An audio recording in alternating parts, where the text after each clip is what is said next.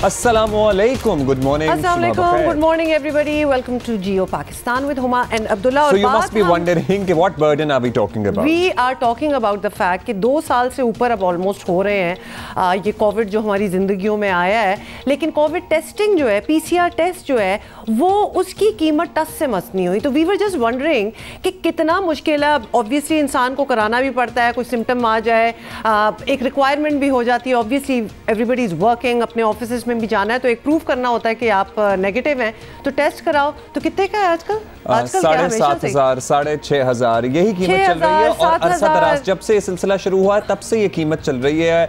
और ज़ाहिर है वी आर नो एक्सपर्ट्स, लेकिन हमें ये ताज्जुब होता है कि जनाब आपको याद है जब डेंगू की वबा आई थी, खैर वो तो पाकिस्तान का फिनोमेना था, लेकिन दिस इज़ अ ग्लोबल वबा। उस वक्त कितने हज़ारों के टेस्ट होते थे और उसके बाद टेस्ट की कीमत क्या हो गई, 50-100 रुपए। लेकिन कुछ तो कमी आती है कोविड की PCR टेस्टिंग की कीमत में। वाई डू यू थिंक लोग, खासतौर पे वो तबका जो कि बिल्कुल जिनकी तनख्वाहें इतनी है 6-7-10 हज़ार, उनके घर में अगर ऐसी मसला हो तो वो तो सोचते भी नहीं है टेस्ट कराने का। And do we blame them? Can we blame them? कौन कराएगी? तो बड़े बड़े घरों के लिए मुश्किल हो जाता है, क्योंकि एक शख्स को अगर घर में सस्पेक्टेड है, कोविड हुआ है और वाकई कंफर्म हो गया है, तो बाकी 6 अफराद और हों अगर, तो सारों की टेस्टिंग करानी पड़े तो आप फिर अच्छा बाकी पूरी दुनिया में जो है across the world, I am particularly अपने पर्सनल एक्सपीरियंसेस से, हमारे बहन भाई जहाँ जहाँ रहते हैं वहाँ पे अब इतना ज़्यादा आउटब्रेक हो चुका है कि वो जो सरकारी PCR टेस्टिंग की फैसिलिटी है ना, उसमें तो दिनों की वेटिंग है। सो क्या ऑप्शंस अवेलेबल हैं? फार्मेसीज पे ऑप्शंस अवेलेबल हैं रैपिड टेस्टिंग होम किट्स की। आप अपने घर पर जाएं, जिस तरह शुगर टेस्ट करते हैं, आप एक ड्रॉप निकालेंगे, उसके बाद वो 1 स्ट्राइप 2 स्ट्राइप जो भी है आपको दिखा देगा कि आप पॉजिटिव हैं या नेगेटिव हैं। आई वंडर कि हमारे पास ये होम टेस्टिंग किट्स की ऑप्शन अवेलेबल है या नहीं है? इस ऑप्शन को खोल दिया जाए, हमारे कहने का यही मतलब है। बिकॉज लिटरली जब हम बाहर लोगों के घरों में देखते हैं ना, तो वो इतनी ज़्यादा किट्स उन्होंने घर में रखी होती हैं, क्योंकि ऑब्वियसली अभी तो कोविड चल रहा है तो हर किसी ने कभी ना कभी तो टेस्ट करना ही होगा। सो किट्स जो हैं वो रेडी एट होम हैं। नॉमिनल ऑब्वियसली उनके चार्जेस हैं, नॉट कि वो बिल्कुल ही सस्ती हैं, लेकिन एटलीस्ट ये PCR टेस्ट से तो बहुत सस्ती हैं। तो ये अगर एक चीज़ की मेरा ख्याल है ओपनिंग मिल जाए ना पाकिस्तान में तो बहुत सहूलत है। रैपिड टेस्ट वैसे अवेलेबल है, लेबोरेटरीज वगैरह भी रैपिड टेस्ट करती हैं, लेकिन हम घर की सहूलत में बैठ के ये किट्स की बात कर रहे हैं। अब तो पूरी दुनिया में इस तरह है कि उनके पास स्पेयर किट्स मौजूद होती हैं, कभी भी किसी को खदशा होता है, just to be on a safe side आप वो रैपिड टेस्ट करते हैं और आप क्लियर हो जाते हैं कि आप लाइन के इस तरफ हैं या लाइन के उस तरफ हैं। कल मुझे I had to get my wife tested because she was travelling from Lahore to Karachi. कल उनकी फ्लाइट है और she was having severe body एक से लाहौर में मौसम भी आपको पता है। मैंने कहा भाई कराची आने से पहले जहाज़, एक भरे जहाज़ पे चढ़ने से पहले बेहतर है कि हम हिफ्ज़ मा तक़द्दुम के तहत एक टेस्ट करा लें। फिर टेस्ट कराया और मुझे दोबारा अंदाजा हुआ कि 7,500 रुपए या 6,500 रुपए जब जेब से निकलते हैं तो आपको बिला वजह का एक बर्डन लगता है, और इट इज़ ठीक ठाक अमाउंट ऑफ मनी जिसका कुछ होना चाहिए। आई वंडर या तो हुकूमत को ये फ्री PCR टेस्ट में कुछ सहूलत फराहम करनी चाहिए कि सिर्फ सरकारी अस्पतालों में ना हो। सब्सिडीज की बात होती है ना, तो प्लीज जरा PCR टेस्ट में भी सब्सिडी कर दें। एनीवे ये वो बात थी जो आज हम कर रहे थे एंड वी थॉट कि बाय द वे लाहौर गिरदोनवा पंजाब के मुख्तलिफ इलाकों में बारिश हो रही है, सर्दी की पहली ही खुल के बारिश हो रही है, विच इज़ ग्रेट। वो जो स्मॉग वाला इफेक्ट है, वो जो आलूदगी वाला माहौल है, होपफुली उसमें कुछ बेहतरी आएगी। और शायद मैं एक मजे की इंटरेस्टिंग बात बताऊं, यही वजह है कि आज एयर क्वालिटी इंडेक्स में लाहौर जो है वो 8वें नंबर पे है। मतलब सोचें कि एक महीने से तुम आपको बता रहे हैं and we were always, Lahore was always at the top of the list. बिल्कुल यही वजह है। 8वें नंबर पे लाहौर है और 10वें नंबर पर कराची। कराची में भी आज बारिश की पेशगोई की गई है, आज या कल बारिश की पेशगोई की गई है। सो लेट्स सी उसका क्या बनता है। और हमारे पास बहुत कुछ है इसके अलावा भी आपसे शेयर करने के लिए। I guess let us begin with this hour. हम अपनी बात कर रहे हैं ना कि हमारा क्या क्या मौसम, हर किस्म का मौसम है इस वक्त पाकिस्तान में, बर्फबारी, बारिश, खुश्क, एवरीथिंग। सऊदी अरब में वो देखा था, बर्फबारी हुई है, ऐसा लग रहा था कोई डिजर्ट है, वो ऊपर चॉकलेट की लेयर है और अंदर कोई वेनिला कस्टर्ड टाइप की चीज है, आइसक्रीम है। North western city of Saudi Arab है और वहाँ पहले भी कुछ साल पहले भी एक्चुअली थोड़ी सी बर्फबारी हो गई थी, लेकिन इस वक्त मैं सोशल मीडिया पे आज सुबह ही देख रही थी, इतनी जबरदस्त किस्म की स्नोफॉल थी एंड इट्स सो स्ट्रेंज। वाकई मतलब कि एक desert, it is very strange. अच्छा वो ना हम आपको दिखाएंगे नहीं मनाजिर, तो आपको समझ नहीं आएगी, सो वील फाइंड दैट। और फिर दिखा रहे हैं भाई हमारे पास, देखा वील आप पार्टी, जो हम बात करते हैं always ready to show you these things, but ये वो फिनोमेना है ना जो कभी कभार नजर आता है, कभी कभार ही होता है, तो वी थॉट कि हमें शेयर करना बहुत ज़रूरी है। कुछ अरसे पहले तक ये यूएई और मिडिल ईस्ट चालू थी, ये देखें ज़रा, अच्छा डांस भी स्टार्ट हो गए हैं हम करना वहाँ। हालांकि ये निस्बतन ठंडे इलाके हैं शुरू से, लेकिन कल एक और भी serious snow, this is not MEG जो एक कभी कभार प्रॉपर स्नोफॉल, आपको पता है ना कभी गर्मियों में ओले पड़ जाते हैं तो उसको भी स्नो कहा जाता है, वो जिस तरह एक दफा लाहौर में भी पड़ गई थी, हाँ वो हम इंजॉय करते हैं, लेकिन दिस इज एक्चुअल स्नो। अच्छा जी, let's begin with our top story first, और आपको बताएं कि हुकूमत एहतसाब के नारे पर डटी हुई है और मुल्की मसाइल का जिम्मेदार पिछली हुकूमतों को ठहराने का सिलसिला भी जारी है। लेकिन नए साल के आगाज़ पर हुकूमत की जानिब से अपोजिशन को पैगाम है कि इलेक्शन, इस्लाहात, अदलिया और दीगर कौमी मामलात पर सब सियासी जमातें मिल बैठ कर बात करें। वज़ीर इत्तलात फवाद चौधरी का ख्याल है कि नए साल का आगाज़ ऐसे करना चाहिए कि तलखियाँ कम हो। बड़ी सियासी जमातें जो हैं, बड़ी बड़ी सियासी जमातों को अपनी सियासत पर नज़रसानी का मशवरा भी दे दिया। सुनिए क्या कहा। सियासी जमातें जो हैं उनको बड़े अमूर के ऊपर एक दूसरे के साथ बैठना चाहिए और एक बड़े मसलों के ऊपर, रिफॉर्म्स के ऊपर, इस्लाहात के ऊपर बात होनी चाहिए। अहम बात यह है कि हम पाकिस्तान के बड़े मसलों को लोगों को सलूशंस दे सकें। बड़ी इस्लाहात के ऊपर आप बैठे हैं, मैंने कहा था इलेक्टोरल रिफॉर्म्स में हमारी जो इलेक्शन के ऊपर तकरीबन 2/3 से ज़्यादा ऐसी इस्लाहात हैं जिसके ऊपर हुकूमत और अपोजिशन का कोई बहुत फ़र्क नहीं है। हमें अदलिया में इस्लाहात के ऊपर बातचीत करनी चाहिए। नए साल के इस आगाज़ में हमें संजीदगी से मामलात को आगे बढ़ाने की ज़रूरत है कि बड़ी जो सियासी जमातें हैं उनको अपने रवैयों के ऊपर और अपनी सियासत पर नज़रसानी करनी चाहिए। सो ये सारी गुफ्तगू तो आपने सुन ली। पता नहीं मैं कल से जो है ना फवाद चौधरी साहब से और ज़्यादा रिलेट करने लगा हूँ, क्योंकि इनके जब तक FBI ने जब इनकी डिटेल्स शेयर किए ना, आमदनी और टैक्स जो देते हैं, तो बिल्कुल ही ऐसा लग रहा है कि लोअर मिडिल क्लास तबके से इनका ताल्लुक है, क्योंकि इनकी आमदनी भी कुछ खास जाहिर नहीं की गई है और टैक्स भी बहुत ही नॉमिनल सा देते हैं। आइडेंटिफाई किया हाँ, हुकूमती मौक़िफ़ में बज़ाहिर कुछ लचक आती तो नज़र आ रही है, लेकिन वज़ीर आज़म इमरान खान आज भी अपोजिशन को चोर डाकू करार देते हैं। अपोजिशन जमातें मार्च की कॉल दे चुकी हैं हुकूमत की जानिब से। पेशकश के बाद अब बज़ाहिर बॉल अपोजिशन के कोर्ट में है। अवामी मसाइल के हल के लिए अहम सियासी फ़रीक़ैन का साथ बैठना मुल्क के लिए अच्छा है, लेकिन यही पेशकश अगर शुरू में कर दी जाती तो शायद हुकूमत और अपोजिशन के दरमियान जो इख्तलाफात की आज नौयत है वो पैदा ना होती, क्योंकि ये खलीज इतनी गहरी हो चुकी है कि ऐसा लगता है कि इसे पुर करना जो है मुश्किल है, और फ़रीक़ैन के लिए एक मेज़ पर बैठना प्रॉबेबली आज ज़्यादा आसान होता, क्योंकि जिस नौयत की ज़ुबान का दोनों ही तरफ से इस्तेमाल किया जाता है। एक तरफ फवाद चौधरी साहब जब नए साल का आगाज़ नए अंदाज में करने की बात करते हैं तो आई एम श्योर कि अगर मौका मिलता शहबाज गिल साहब को नए साल का आगाज़ करने का तो वो कोई कसर ना छोड़ते तलखियाँ बढ़ाने में, या अदरवाइज अपोजिशन की तरफ से भी एक फहरिस्त है नामों की, वो भी भरपूर फायदा उठाते हैं। पढ़ेंगे क्योंकि अभी ऑब्वियसली हमारे पास हमारे गेस्ट हैं जिनसे हमने बात करनी है। सीनियर रहनुमा पीपल्स पार्टी कमर ज़मान कायरा साहब हमारे साथ हैं।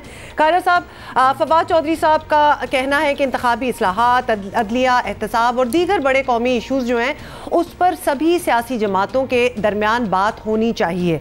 तो बड़ी अच्छी उनकी वैसे ऑब्वियसली एक डिज़ायर है कि ऐसा होना चाहिए। हुकूमत की जानिब से बड़ी पेशकश भी है ये नए साल पर, तो इस साल उम्मीद रखें कि अपोजिशन और हुकूमत कोई मुस्बत डायलॉग करेगी। आपको ये आइडिया उनका अच्छा लगा? हुकूमत वजीर आजम का नाम होता है जी, ये बात वजीर आजम की तरफ से आए तो कोई शायद कंसिडर कर ले। वैसे तो बहुत सारा पानी पुलों के नीचे से बह गया, बहुत तलखी बढ़ चुकी, और फवाद चौधरी साहब ये बात आज नहीं कह रहे, कई दफा पहले कह चुके हैं, लेकिन ये उनकी जाती राय तो जरूर है, हुकूमत की पॉलिसी नहीं है। क्योंकि हुकूमत की पॉलिसी आज भी जबर है, आज भी जोर जबरदस्ती है, आज भी ताकत के जोर पे या दबाव के जरिए अपने कानून साजी करना है, वो इत्तेफाक राय करना नहीं चाहते। ये उनकी तर्ज सियासत को सूट नहीं करता। मौजूदा हुकूमत का यही वतीरा है। फवाद चौधरी साहब की जाती राय जो है वो अक्सर औकात उन्होंने इस तरह के बयान दिए, ये उनकी जाती राय है या डिफ्लेक्शन है, लेकिन इसमें सिंसियरिटी या चीफ जस्टिस नहीं है। उनकी जाती राय है, इंडिविजुअल ये राय है और पार्टी पॉलिसी नहीं है। कायरा साहब, अपोजिशन और हुकूमत के दरमियान इस वक्त जो फासला है और बड़े अरसे से है, इसका मुल्क को तो सर्टनली कोई फ़ायदा हो नहीं रहा।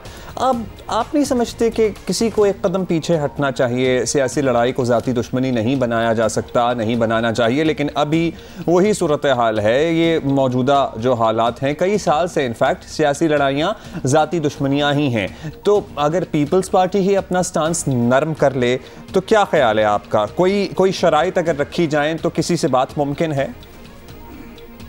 ये जो तलखी है, इसको कम करने का जो तरीकाकार है, जो आगाज है, वो हुकूमत की तरफ से हो सकता है। हुकूमत अगर इसको चाहे तो आज भी इन हालात के बावजूद यहाँ पे बेहतरी आने का इम्कान हो सकता है। पीपल्स पार्टी कभी भी नहीं लड़ाई चाहती। अब हमें कोई शराइत रखने की जरूरत नहीं है। हुकूमत से मुराद कोई वजीर नहीं है, वजीरों की कोई हैसियत नहीं। हुकूमत की तरफ से अगर कोई रवैया नजर आएगा तो यकीनन उसको रिस्पॉन्ड किया जाएगा। लेकिन वजीर आजम ने बार बार, हम जब ये कहते थे कि बैठ के बात करें, जितनी दफा उन्होंने ये कहा है कि मैं अपोजिशन से हाथ नहीं मिलाना चाहता, ये चोर है, ये फलान है। हालांकि अगर कोई गलत है, किसी के ऊपर इल्जाम है, तो वो नैब जाने, नैब का काम जाने, अदालतों में केस है, अदालतें जाने, उनका काम जाने। गवर्नमेंट को ये तलखी नहीं बढ़ानी चाहिए थी, लेकिन वजीर आजम ने इतनी दफा ये गैर इंसानी रवैया अख्तियार किया, गैर जमहूरी रवैया अख्तियार किया कि अब मेरी दानिश में तो अब उनसे बात करने की जरूरत है। उसका मतलब अपनी तौहीन करना हो। चलो जी के कायरा साहब, ये भी बता दें, अगर मजमूई सियासी हालात की बात करें तो बाकी अपोजिशन की तरह पीपल्स पार्टी भी इस हुकूमत को इसी साल जाता देख रही है। बहुत बार इसका जिक्र भी हुआ है। तो आज भी इन हाउस तब्दीली वाले ऑप्शन पर कायम है या सीधा इंतखाब ही चाहेंगे? क्या बेहतर रहेगा टू गेट योर एंड गोल? मुझे तो अब हुकूमत का चलना ना चलना या हुकूमत तब्दील होना ये बेमानी हो गया है। अब तो किसी तरह कौम को ये एतमाद दिलाया जाए कि सारी कौमी क़यादत इकट्ठे होकर ये मसाइल हल भी कर सकती है कि नहीं। शायद हम वहां तक पहुंच गए कि वापसी मुमकिन ना हो, अल्लाह ना करे ऐसा हो। लेकिन उसके लिए बहरहाल जरूरी है कि नए इंतखाब ही हो, नया मैंडेट ही लिया जाए। ये हुकूमत अब नहीं चल सकेगी। लेकिन नया मैंडेट कैसे लिया जाए? इत्तेफाक राय से, तमाम स्टेक होल्डर्स, तमाम जमातों की मशावरत से ऐसी कानून साजी की जाए कि उससे पाकिस्तान के अंदर एक शफाफ इलेक्शन कराया जा सके और फिर कौम को एतमाद में वो जमातें जो हुकूमत साजी करें उस इलेक्शन के नतीजे में, वो कौम को एतमाद में लेके ये सूरत हाल है और ये हमारा वे फॉरवर्ड है। अगर लोगों का हुकूमत पे एतमाद आ गया और वो पॉपुलर गवर्नमेंट वाकई लोगों के मैंडेट लेके आई तो शायद कोई रास्ता पैदा कर ले। अपना हालात बहुत खराब हो चुके हैं, हालात बहुत ख़राब हो गए हैं और हो सकते हैं। बहुत शुक्रिया आपका। कमर ज़मान कायरा साहब हमारे साथ मौजूद थे। और जो स्टॉन्च राइवलरी है ना हुकूमत और अपोजिशन की, बड़ी जमात, हम पीपल्स पार्टी तो चले हैं ही, रिवायती एक जो हरीफ होते हैं अपोजिशन और हुकूमती जमातों के लोग, वो तो हैं ही, लेकिन जो स्टॉन्च राइवलरी है वो है PMLN वर्सेस लिटरली PTI।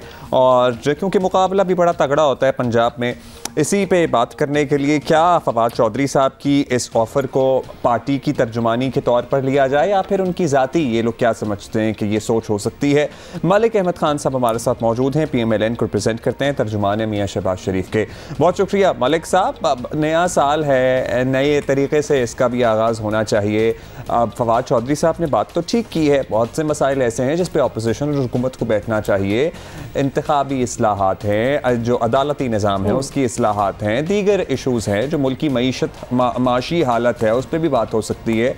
बहुत सारे चैलेंजेस हैं। बेहतर नहीं होगा कि तलखियाँ कम करें, बैठें, बात करें? जी बहुत शुक्रिया। देखिए, बुनियादी सवाल ये है कि वो कौन से इक़दामात हैं जिनके साथ ये तासुर उभरे कि बातचीत की ज़रूरत है।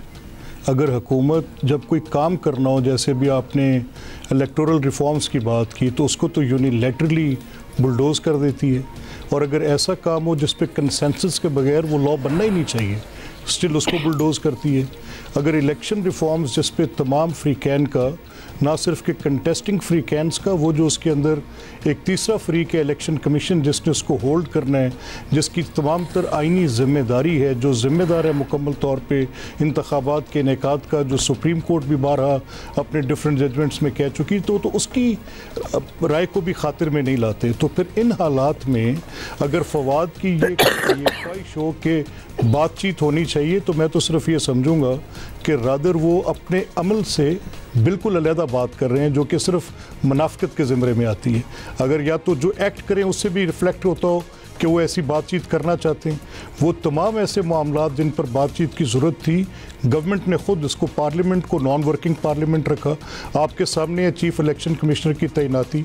आइनी तकाज़ा है कि लीडर ऑफ द हाउस और लीडर ऑफ द अपोजिशन की आपस में इसके अंदर एक मीनिंगफुल उसके अंदर कंसल्टेशन हो।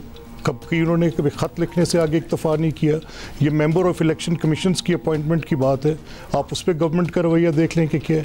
आप you name it and you count it, आप गिनते चले जाएं कि हुकूमत वो मामलात जहाँ पर आइनी और कानूनी तकाजा है कि बातचीत की जाए, उसमें गवर्नमेंट नहीं। तो आपको क्या लगता है फवाद चौधरी साहब की ज़ाती ख्वाहिश है, और अगर कोई एग्रीमेंट हो भी कि बातचीत का आगाज़ करें, तो उन्हें पीछे से ग्रीन सिग्नल आपको लगता है मिलेगा कि नहीं मिलेगा? जैसे इमरान खान साहब तो कई दफ़ा कह चुके हैं कि वो, आपको पता ही है, जिन अलक़ाबात से नवाजते हैं वो अपोजिशन को और अपोजिशन की लीडरान को, कि चोरों और डाकुओं से ना वो बात करेंगे, ना उनके लिए कोई गुंजाइश है उनके पास। नहीं, देखिए इमरान खान का ये रवैया, जिसमें उन्होंने पहले दिन से, जब से वो गवर्नमेंट में आए हैं और उससे पहले भी, वो पाकिस्तान की सियासत में एक बड़ा स्याह बाब है। पाकिस्तान की सियासत के अंदर इमरान खान की अगर कोई कंट्रीब्यूशन है तो वो इसके अंदर फर्दर पोलराइजेशन क्रिएट करने की बात उन्होंने की है। लीडर्स कौमों को यकजा करते हैं। अगर मुकदमात थे तो मुकदमात की प्रोसिक्यूशन होनी चाहिए थी, परसिक्यूशन नहीं होनी चाहिए थी। उसके ऊपर गवर्नमेंट के पॉलिटिकल कंट्रोल्स प्रोवाइड किए गए। शहजाद अकबर जैसे एक बिल्कुल ऐसे करैक्टर को, जिसका आइन के अंदर, जिनकी वो ओहदा जो एसेट रिकवरी यूनिट है उसके मुतल्लिक आप सुप्रीम कोर्ट में देख चुके हैं कि क्या, तो वो उसको जस्ट लीव दैट असाइड कि इमरान खान क्या कहते हैं और उनके इक़दाम क्या हैं। उनका अगर तारीख़ में याद रखे जाएंगे तो सिर्फ एक बुनियाद पे याद रखे जाएंगे कि पाकिस्तान की सियासत के अंदर एक स्याह बाब का इजाफा किया, इस कौम को तकसीम किया, इस हद तक डिवीज़न की कि वो क्लीवेज, उसको पाटने के लिए भी कोई एक बहुत बड़ी सही करनी पड़ेगी, बहुत बड़ी एफर्ट करनी पड़ेगी। लेकिन ये तो जो फवाद कह रहे हैं, पर्सनली अगर वो ये बात कर रहे हैं तो मुझे इसका इल्म नहीं, लेकिन और हुकूमत के तर्जमान के अगर वो बात कर रहे हैं तो उनके एक्ट से बिल्कुल मुतसादिम है। मलिक साहब, अगर उससे बिल्कुल मुख्तलिफ जी मलिक साहब, अगर वाकई वर्केबल ऐसी एनवायरनमेंट बन जाए, कोई सिचुएशन ऐसी हो जाए जहां वाकई बैठ के बात हो सकती है,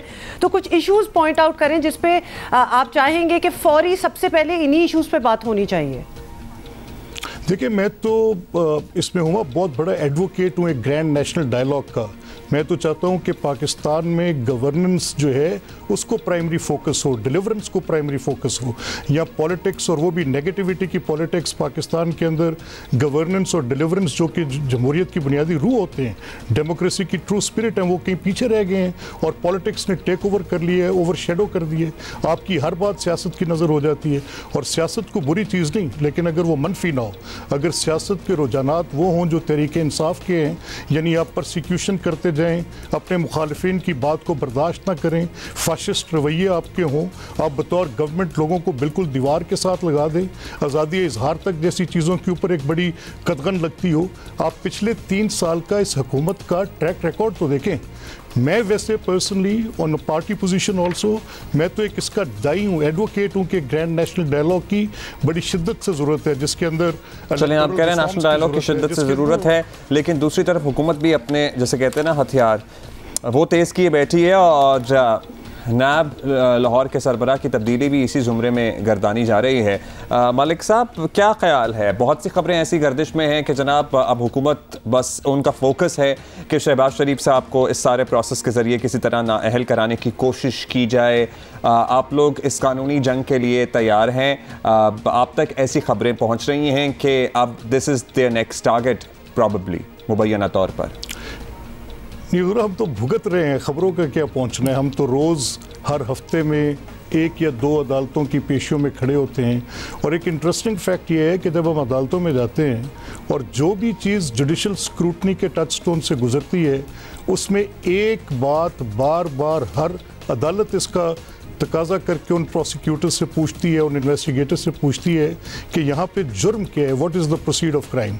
अब हुआ ये है कि उन्होंने पूरी की पूरी शरीफ फैमिली को सिर्फ इस बुनियाद पे कटहरे में खड़ा किया कि वो पाकिस्तान में कारोबार करते थे और उनके कारोबारी मामलात को उठाकर एक हुजम खड़ा किया कि ये उनके टोटल एसेट्स और उनकी टोटल वैल्यूज़ हैं और कहा कि इसके मुतल्लिक हमने आप पे मुकदमा कायम कर दिया है। अब उसकी पूछगछ जो होनी कहीं किसी FBR के पास या एट द बेस्ट एक सेक्शन 114 का नोटिस हो सकता था, वो कभी किसी नैब की अदालत में, कभी किसी FIA की अदालत में, कभी किसी एक गार्ड में, कभी किसी दूसरी गार्ड में एक फिक्टिशियस स्टोरी क्रिएट करके एक उसकी शहजाद अकबर की ज़हनी इख्तरा। और वो इस मैं आपको पूरी ऑनेस्टी के साथ कहता हूँ, there are not just one, एक नहीं, बेशुमार सुप्रीम कोर्ट की जजमेंट्स हैं जो ये कहती हैं कि जिस तफ्तीश के ऊपर गवर्नमेंट का पॉलिटिकल कंट्रोल आ जाए और उसमें इन्वेस्टिगेटर अपने इंडिपेंडेंट माइंड्स अप्लाई ना कर सकते हों तो वो तफ्तीश बिल्कुल बातिल होगी, वो तफ्तीश को in the I of law की कोई हैसियत नहीं होगी। लेकिन यहाँ पर तो शहजाद अकबर उस पूरी तफ्तीश को मॉनिटर करते हैं, एक्सपेडाइट करते हैं। उन तफ्तीशों की बुनियाद पर जो प्रोसिक्यूशन चलान लेकर जाती है वो उनकी टोटल डोमिनियन में होता है, एब्सोल्युटली वो उसके मालिक और मुख्तार होते हैं। इसमें से ये चीज़ काट दें, ये कर। अब क्या शहजाद अकबर तफ्तीश करने का हक रखते हैं? अगर रखते हैं तो बताया जाए किस कानून के तहत रखते हैं। पॉलिटिकल कंट्रोल प्रोवाइड करने का हक रखते हैं? अगर रखते हैं तो बताया जाए किसका किया जाए। अगर वो फेडरल गवर्नमेंट, तो आप लोग ये नुक्ता उठाते हैं, आप इस मामले को कहीं उठाना चाहते हैं, अदालत में चैलेंज करें, कोई सबूत है आपके पास, या ऐसे हवाले से क्या करेंगे? बस टीवी प्रोग्राम्स में बात ही की जा सकती है? नहीं, ये मतलब सिर्फ टीवी प्रोग्राम्स की बात नहीं है। हर कोर्ट ऑफ लॉ में ये बात ज़ेर बहस आई, ना सिर्फ कि मेरे केस में आई, जस्टिस काजी फाइज ईसा के केस में आई, जब उन्होंने पूछा कि किस हैसियत के अंदर ये तफ्तीश करते हैं, किस हैसियत के अंदर ARU है, किस हैसियत के अंदर ये पॉलिटिकल कंट्रोल प्रोवाइड करते हैं। पिछला रिसेंट डिसीजन जो लाहौर हाई कोर्ट का शहबाज साहब के केस में, वो सारा तकरीबन इसी पैराए में है जिसमें उन्होंने बिल्कुल उड़ा के रख दिया। पूछा where is proceed of crime, किस जुर्म में शहबाज साहब का कनेक्शन क्या बनता है इस पूरे जुर्म के साथ जिसमें आपने उनको पकड़ा है। अब ये क्योंकि एक साइकिल होता है, वंस इट स्टार्ट्स तो पहले इन्वेस्टिगेशन है, फिर प्रोसिक्यूशन है, फिर बेल्स के स्टेजेस हैं, तो it takes certain time. Sure Malik साहब, इसी बात का जवाब इनसे नहीं दिया जाता। गॉट इट मलिक साहब, got your point, thank you so much for joining us. अच्छा जी, ये तो सारे वो जवाब हो गए जो कि फवाद चौधरी की ऑफ़र पे क्या क्या पर्सपेक्टिव है, PPP का मौक़िफ़ आपको दिया, PMLN का। कुछ देर बाद हाफिज़ हमदुल्ला साहब हमें ज्वाइन करेंगे, JUIF का मौक़िफ़ लेंगे।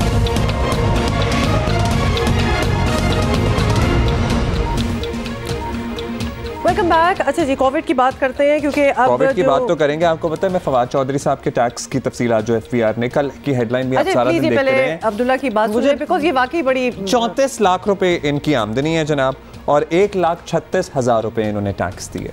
क्या 1,36,000 रुपए टैक्स दिए, 34 लाख इनकी आमदनी है।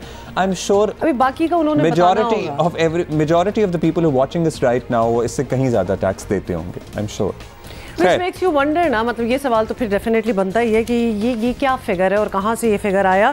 बट एनीवे, ये चूंकि हम बात कर रहे थे तो ऑफ कोर्स आपसे भी करनी होती है। और भी कुछ लोगों के वैसे और भी कुछ लोगों के टैक्स गोशवारे जो है ना, उन पे हैरानी हो रही थी मुझे। खैर वो कुछ तफसील मैंने निकाली हुई है, हम कोविड की अभी बात इसलिए करेंगे क्योंकि डॉक्टर फैसल सुल्तान हमारा इंतजार भी कर रहे हैं। तो एक दफ़ा आपको बता दें कि पाकिस्तान में कोरोना की नई लहर जो है वो पहले से भी ज़्यादा तेज़ी से हमला आवर होने लगी है।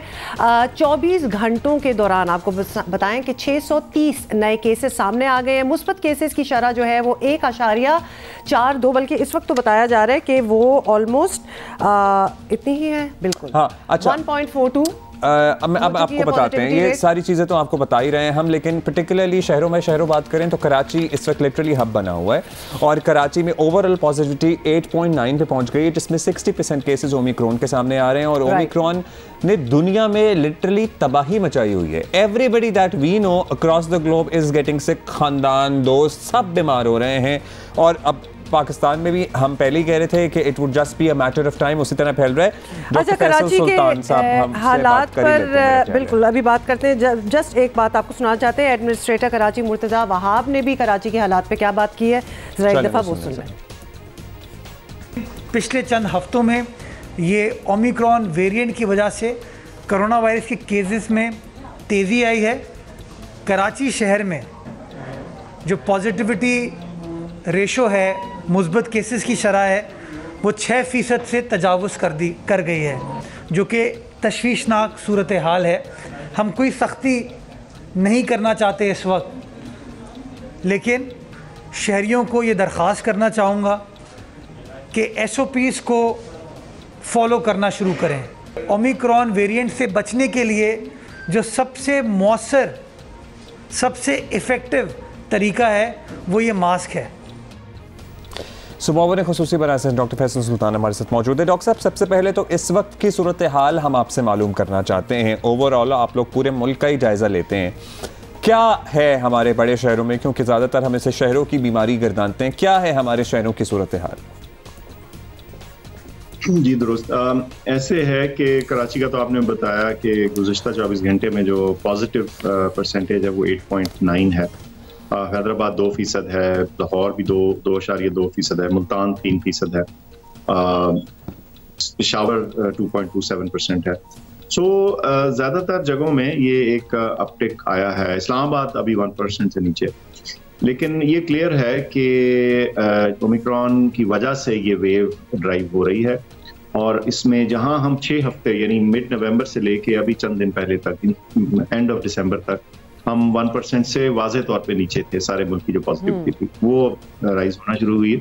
हमारी एक्सपेक्टेशन भी ये थी, अगर आप याद कीजिए जब ये स्कूलों की छुट्टियों की बहस कुछ चल रही थी तो NCOC की तरफ से जो हमारी रिकमेंडेशन थी, बल्कि आप याद करेंगे, वो हम टाइम करना चाह रहे थे छुट्टियों को exactly with the expected wave. और एक्सपेक्टेड वेव हमारी वीक 1 या वीक 2 ऑफ जनवरी थी, तो वो तकरीबन उसी पे अनफॉर्चुनेटली नंबर्स बढ़ रहे हैं। मजमूई तौर पे मुल्क के नंबर्स भी बढ़े हैं। हम 1% से बिल्कुल नीचे थे, अब कोई 1.5% की रेंज में, आज 1.4 के करीब। तो ये बिल्कुल हम समझते हैं कि इसमें कंट्रीब्यूशन ज़्यादातर ओमिक्रॉन की, यानी हम 5th वेव में मौजूद हैं इस वक्त। हम कोरोना की 5वीं लहर शुरू हो चुकी है मुल्क में, मैं समझता हूँ जी, शुरू हो चुकी है। अच्छा डॉक्टर साहब, ये ज़रूर बताइएगा, ये फिगर्स हम सारे, आपने भी फिगर्स कुछ कहे, हम ख़ास तौर पे पर्टिकुलरली कंसर्न है अबाउट कराची, बिकॉज यहाँ ज़रा ज़्यादा परसेंटेज भी है और 60% ऑफ द केसेस जो नए आ रहे हैं दे आर ओमिक्रॉन। क्या वजह है कि इधर कराची में ओमिक्रॉन के ज़्यादा केसेस आ रहे हैं? क्या आपको क्या लगता है कि क्या वजह बनी? ये पता है, ये कोई ऐसी टोटली अजब बात इसलिए नहीं कि अगर आप गुज़िश्ता 4 वेव्स को एनालाइज करें तो उसमें एक वेव ऐसी थी जो मोरलेस सारे मुल्क में एक बैक वक्त थी, यानी सिंक्रोनाइज वेव थी। हर तरफ ही केसेस तकरीबन एक वक्त पे बढ़े थे। लेकिन उसके बाद जब UK वेरिएंट आया तो अल्फा जो था, तो उसमें ये हुआ कि पहले शिमाली हिस्से में बड़ी वेव और आज़ाद कश्मीर और पंजाब बहुत ज़्यादा थे, और फिर वो नीचे आना शुरू हुआ, फिर जो थी अपटेक कराची में आनी शुरू हुई।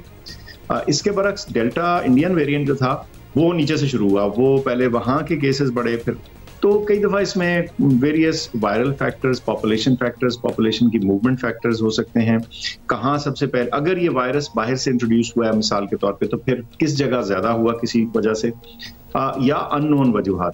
ये टोटली कोई अजब चीज़ नहीं है, लेकिन ये मैं आपको बताऊंगा इतना ज़्यादा भी फ़र्क नहीं है। ओमिक्रॉन हर तरफ ही डिटेक्ट हो रहा है, जहाँ भी हम देख रहे हैं, और बड़ी detection facilities viral genome sequencing के लिए ज़ाहिर है इस्लामाबाद में है, लाहौर में है और कराची में, तो जहाँ बड़े सेंटर्स हैं वो वहाँ से आइडेंटिफाई हो जाता है। डॉक्टर साहब, हमारी क्या सूरत हाल है? आप लोग इस पे भी कोई नज़र रखे हुए हैं कि जो लोग हॉस्पिटलाइज हो रहे हैं, जिनकी क्रिटिकल कंडीशंस हो रही हैं, उसमें से कितने फीसद वैक्सीनेटेड हैं, कितने फीसद नहीं हैं? ठीक है, वायरस तो आपको लग सकता है even if you are vaccinated, लेकिन सर्टनली नौयत तो बीमारी मुख्तलिफ हो सकती है। और हम ये सिर्फ इसलिए पूछ रहे हैं ताकि हम इंकरेज कर सकें, कितने ही लोग ऐसे हैं जो एक डोज लगा के भूल गए हैं और बाजू ने तो वो भी नहीं लगवाई।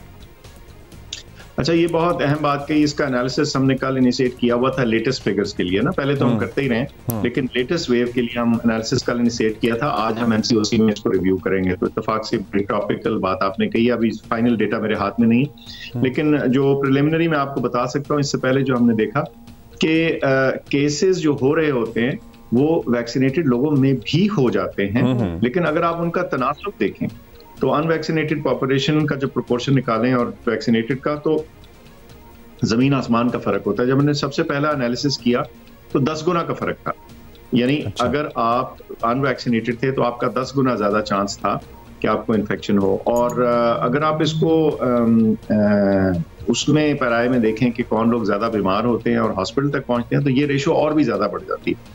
सो कहने का मकसद ये है कि दो ही आपके पास इस वक्त बड़ी टूल्स रह गई हैं अपने आप को बचाने के लिए। एक तो वो पुराना लोली आसान सा मास्क, इतना आसान नहीं है क्योंकि पहनने के लिए थोड़ा डिसिप्लिन चाहिए, और दूसरी वैक्सीन। और अगर हम ये दो चीजें कर लें तो इंशाल्लाह कम से कम हम बीमारी के मुज़िर असरात से बच सकते हैं। इन्फेक्शन हो भी जाए तो माइल्ड होगी एटलीस्ट।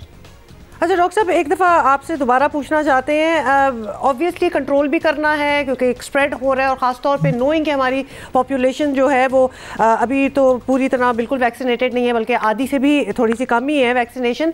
तो बाहर से जो ट्रैवल हो रहा है, अभी over the new year weekend हमने देखा है कि इतनी फ़्लाइटें कैंसिल हुई all over the world, because obviously एकदम से पूरी दुनिया में ही ओमिक्रॉन जो है वो बहुत ज़्यादा फैल गया है।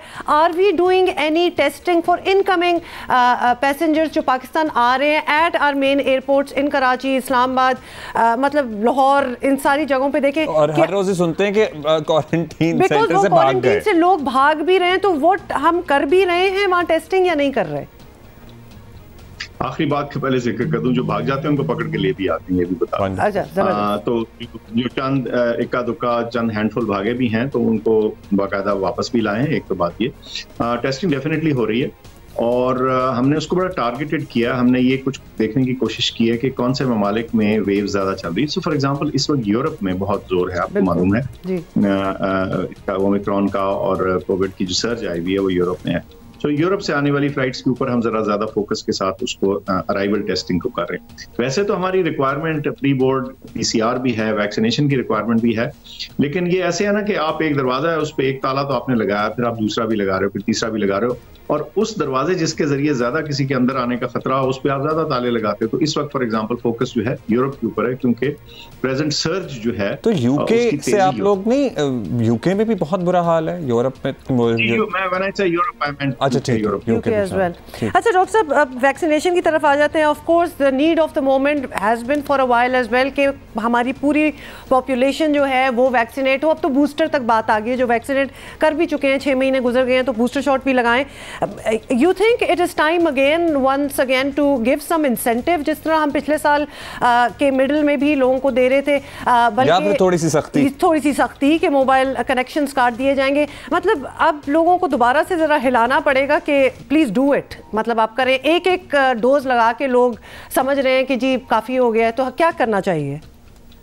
सही कह रहे हैं। सो आदाद शुमार आपने देखे ही होंगे, जो एलिजिबल पॉपुलेशन है उसका 47% फुली वैक्सीनेटेड है, लेकिन अगर आप वो पार्शियल वगैरह गिने तो फिर एक और इजाफी परसेंटेज है जिनको वैक्सीन करने की जरूरत है। जैसे आपने बताया कि कोई एक लगा के भूल गए, ये भी बताता चलूं कि जब आप एक लगा के भूल जाते हैं तो आपको वैक्सीन का जो पूरा फायदा है वो नहीं मिल रहा। जो 10 गुना प्रोटेक्शन या 15 या 20 गुना तक की प्रोटेक्शन है वो आपको नहीं मिल रही, आप सिर्फ 3-4 गुना के ऊपर इक्तफा कर रहे हैं। तो इसको ना भूलें, दूसरा डोज जरूर लगवा लें, तो ये बात है।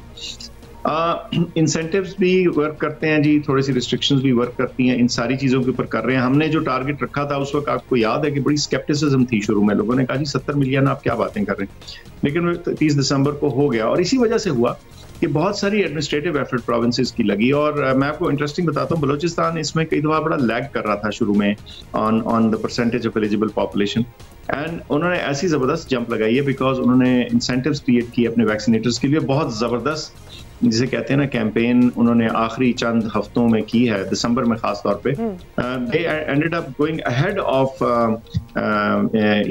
Sindh and even 1% ahead eligible population के हिसाब से फ्रॉम KPK। तो देखें, जहां जोर लगता है, मेहनत होती है, वहां उसके असरात आते हैं। हालांकि बलूचिस्तान सबसे पीछे होता था इन वैक्सीन नंबर्स में। चलें डॉक्टर साहब, वंडरफुल जी क्विकली जी सब बात आते हैं जी। डॉक्टर साहब लास्टली, कल भी हम बात कर रहे थे तफसील से ज़रा सेहत का, जिसका खैबर पख्तूनख्वा में पहले इजरा हुआ, अब पंजाब में भी, और लाहौर से इसकी शुरुआत हुई है। एक बड़ा रेवोल्यूशनरी ये काम हो सकता है अगर in true letter and spirit इस पे अमल दरामद किया जाए। तो थोड़ा सा आप इसे एक्सप्लेन करें। क्या हर वो शख्स जिसके शनाख्ती कार्ड पर मुस्तकिल पता लाहौर का है, वो लाहौर का रिहायशी है या पंजाब का रिहायशी है, जहाँ जहाँ भी इजरा किया जा रहा है, उसको ये कार्ड मिल सकेगा इर्रिस्पेक्टिव ऑफ हिज और हर इनकम? और इसमें प्राइवेट अस्पताल भी तमाम ऑन बोर्ड हैं। क्या उसी टाइम प्राइवेट अस्पताल ये कार्ड चार्ज कर सकेंगे? क्योंकि अगर रीइंबर्समेंट वाला प्रोसेस होगा तो प्रॉब्ली वही लोगों को इश्यूज आना शुरू हो जाएंगे। और जैसे कि सर इसमें ये भी डाल दें कि अगर पंजाब हेल्थ कार्ड है तो क्या वो यूटिलाइज पंजाब में ही हो सकेगा या फिर आप कहीं भी पाकिस्तान में ट्रैवल कर रहे हो? सारे जबरदस्त सवाल पूछ लिए। सबसे पहले तो ये कि इसका इजरा केपी में हो चुका, पंजाब और फेडरल टेरिटरीज जिसका मतलब इस्लामाबाद और जीबी और एजेके इन सब के अंदर इसका इजरा हो चुका है, ये शुरू हो गया और ये प्रोसेस मुकम्मल हो जाएगा 31 मार्च तक इंशाल्लाह। यानी ये तमाम इलाके जिनका मैंने जिक्र किया है, यहाँ के तमाम वो सिटीजन जिनका पर मुस्तकिल पता इन प्रोविंसेस के अंदर लिखा हुआ है वो इसमें एलिजिबल ऑटोमेटिकली हो जाए। एक बात। दूसरी चीज, अस्पताल कौन से एलिजिबल होंगे। कल डॉक्टर यास्मीन राशिद ने एक ट्वीट किया जिसमें उन्होंने जो इस वक्त लाहौर और कसूर और इर्द गिर्द के जितने जो फेज 1 में इन्होंने इलाके लॉन्च किए हैं उनके तमाम एम्पैनल्ड हॉस्पिटल्स का जिक्र कर दिया, पब्लिक एंड प्राइवेट बोथ। और मजे की बात यह है कि अगर आप पंजाब का सिटीजन हैं और आप कराची बैठे हैं या पेशावर बैठे हैं तो पेशावर या कराची के अंदर भी जो पैनल के ऊपर हॉस्पिटल है वहां आप अपनी जाके सर्विसेज ले सकेंगे। और आपने मौके के ऊपर कोई पैसा नहीं देना, आपका वहां वो काउंटर बना हुआ है सेहत कार्ड प्रोग्राम का, इंश्योरेंस प्रोग्राम का, वहां जाके आप अपना CNIC दिखाएंगे, अगर आप एलिजिबल हैं आपकी सर्विस शुरू हो जाएगी। फिर अस्पताल जाने और इंश्योरेंस प्रोग्राम जाने वो उनको बिल करेंगे। हाँ, आपको एक मैसेज जरूर आएगा कि आपके बिहाफ पे हुकूमत ने इतने पैसे दे दिए हैं इस अस्पताल को इस सर्विस के लिए जिसके लिए खुदा। तो आपके हाथ में वो कार्ड होना जरूरी नहीं है? वो कार्ड एक आइडेंटिफिकेशन के लिए तो अच्छी चीज है और उसके पीछे कुछ इंफॉर्मेशन और मालूमात भी लिखी है ताकि गाइडेंस हो। और शुरू के दिनों में ये गाइडेंस बड़ी जरूरी होगी क्योंकि जाहिर है अभी नई चीज है। लेकिन एक्चुअली जो सिस्टम जिसके ऊपर बेस कर रहा है वो आपकी डिजिटल आइडेंटिटी पे बेस कर रहा है क्योंकि सबसे रोबस्ट जो जाहिर है नेशनल डेटाबेस है हमारा वो तो नादरा है। तो एक्चुअली आपके CNIC से लिंक्ड है, आपके खानदान के स्ट्रक्चर से लिंक्ड है सारी चीज। अच्छा, बाकी दो सवाल भी इसमें ही शामिल थे हमारे, वो पैसे उसी टाइम कट जाएंगे। हाँ, ये बहुत जबरदस्त बात है क्योंकि रीइंबर्समेंट वाली बात तो बिल्कुल ही बेकार हो जाती है क्योंकि लोग अस्पताल पर्टिकुलरली प्राइवेट अस्पताल तो फिर आपको पता ही है उनका रवैया क्या होता है। डॉक्टर साहब, एक सवाल जो डेफिनेटली बनता है और लोग बड़े इंटरेस्टेड होंगे, आपको पता है कि प्रोमिसेस बहुत ज्यादा होते हैं और ऑब्वियसली चीजें उस तरह होनी भी चाहिए, बट अक्सर जब अस्पताल पहुंच जाए तो वहाँ 10 और सवाल किए जाते हैं। तो इसको क्लैरिटी के लिए कोई हेल्पलाइन वगैरह भी कोई आप लोगों ने तजवीज़ की है जहाँ लोग कॉल करके एटलीस्ट तस्दीक कर सकें भाई हमारा काम क्यों नहीं हो रहा? बिल्कुल जी, सो हेल्पलाइन ऑलरेडी ऑपरेशनल है, इन प्लेस है।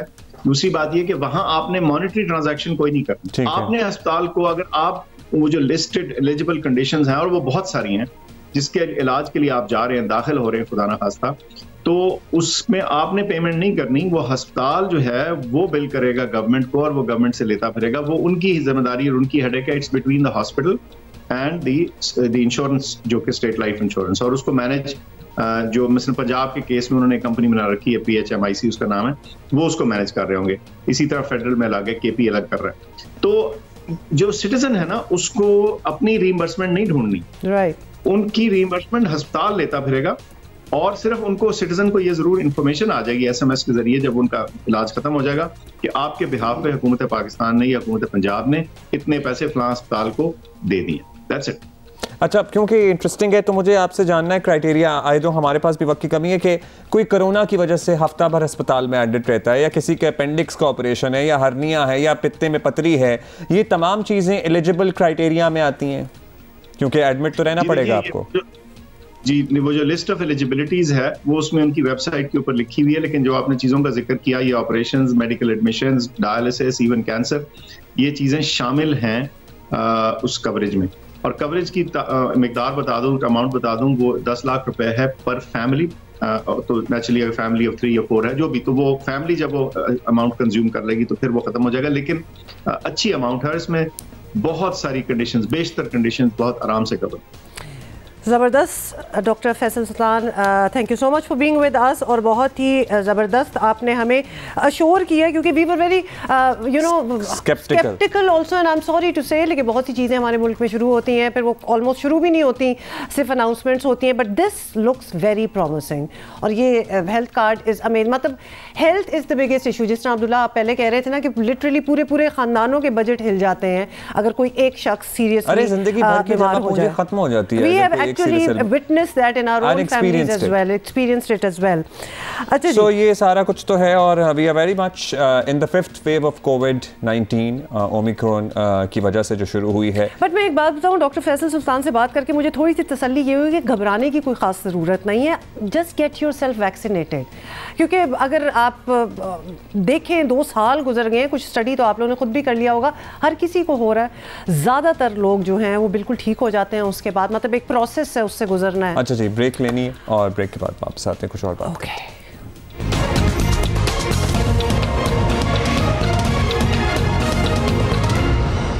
अच्छा जी, कल हमने आपको ब्रेकिंग न्यूज़ दी थी ना, इस पे बड़े तबसरे तज्जिए होते रहे और फाइनली प्रोफेसर साबिक कप्तान, दुनिया क्रिकेट में प्रोफेसर के नाम से मशहूर थे, ऑलराउंडर मोहम्मद हफीज़ की इंटरनेशनल क्रिकेट से सुबुकदोशी के ऐलान पर क्रिकेटर्स ने उन्हें सोशल मीडिया पर पैगामात में ज़बरदस्त खिराजी तहसीन पेश किया है. हम भी इनकी खिदमत को याद रखेंगे. kind of sudden, नहीं? और एक खला है सर्टनली जो याद तो आएंगे ये. अब पाकिस्तानी क्रिकेट टीम के कप्तान बाबर आजम ने सोशल मीडिया पर कहा कि मोहम्मद हफीज़ की यादगार करियर का अख्ताम हो गया.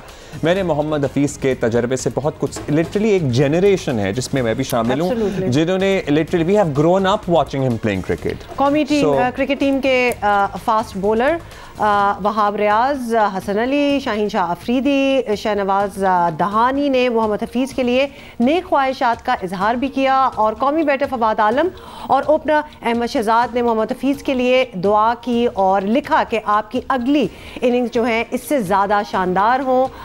बहुत ही ज़बरदस्त किस्म की इनको ट्रिब्यूट्स मेरा ख्याल है in the way of tweets. कप्तान शाहिद आफरीदी ने भी साबिक कप्तान अपने साथी खिलाड़ी मोहम्मद हफीज़ की रिटायरमेंट कहा कि हफीज़ पाकिस्तान के लिए मजीद खेलना चाहते थे. All right, we'll see you in the second hour of Geo Pakistan. Stay with us. Good morning.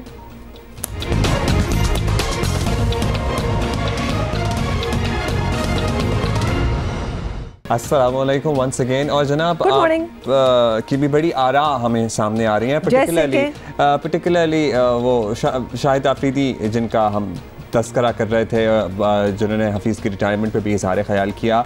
इस दफ़ा बाय द वे उनका आई गेस लास्ट PSL होगा. उन्होंने किसका? शाहिद आफरीदी का, लाला का.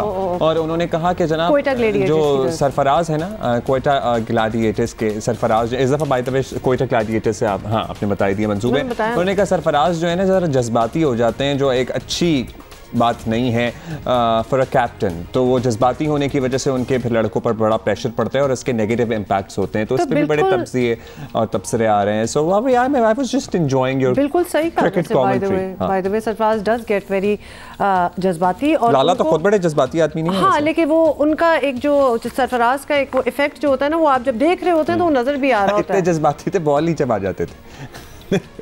नहीं, ये तो एक्स्ट्रा नहीं हो गया. नहीं बस. अच्छा, ओ वेल, अच्छा जी, thank you so much by the way. Just saying कि आपकी इंटरेक्शन हमें बड़ा मज़ा आता है जब आप अपनी ओपिनियंस देते हैं और आइडियाज़ भी देते हैं कि भाई इस टॉपिक पे बात की जाए.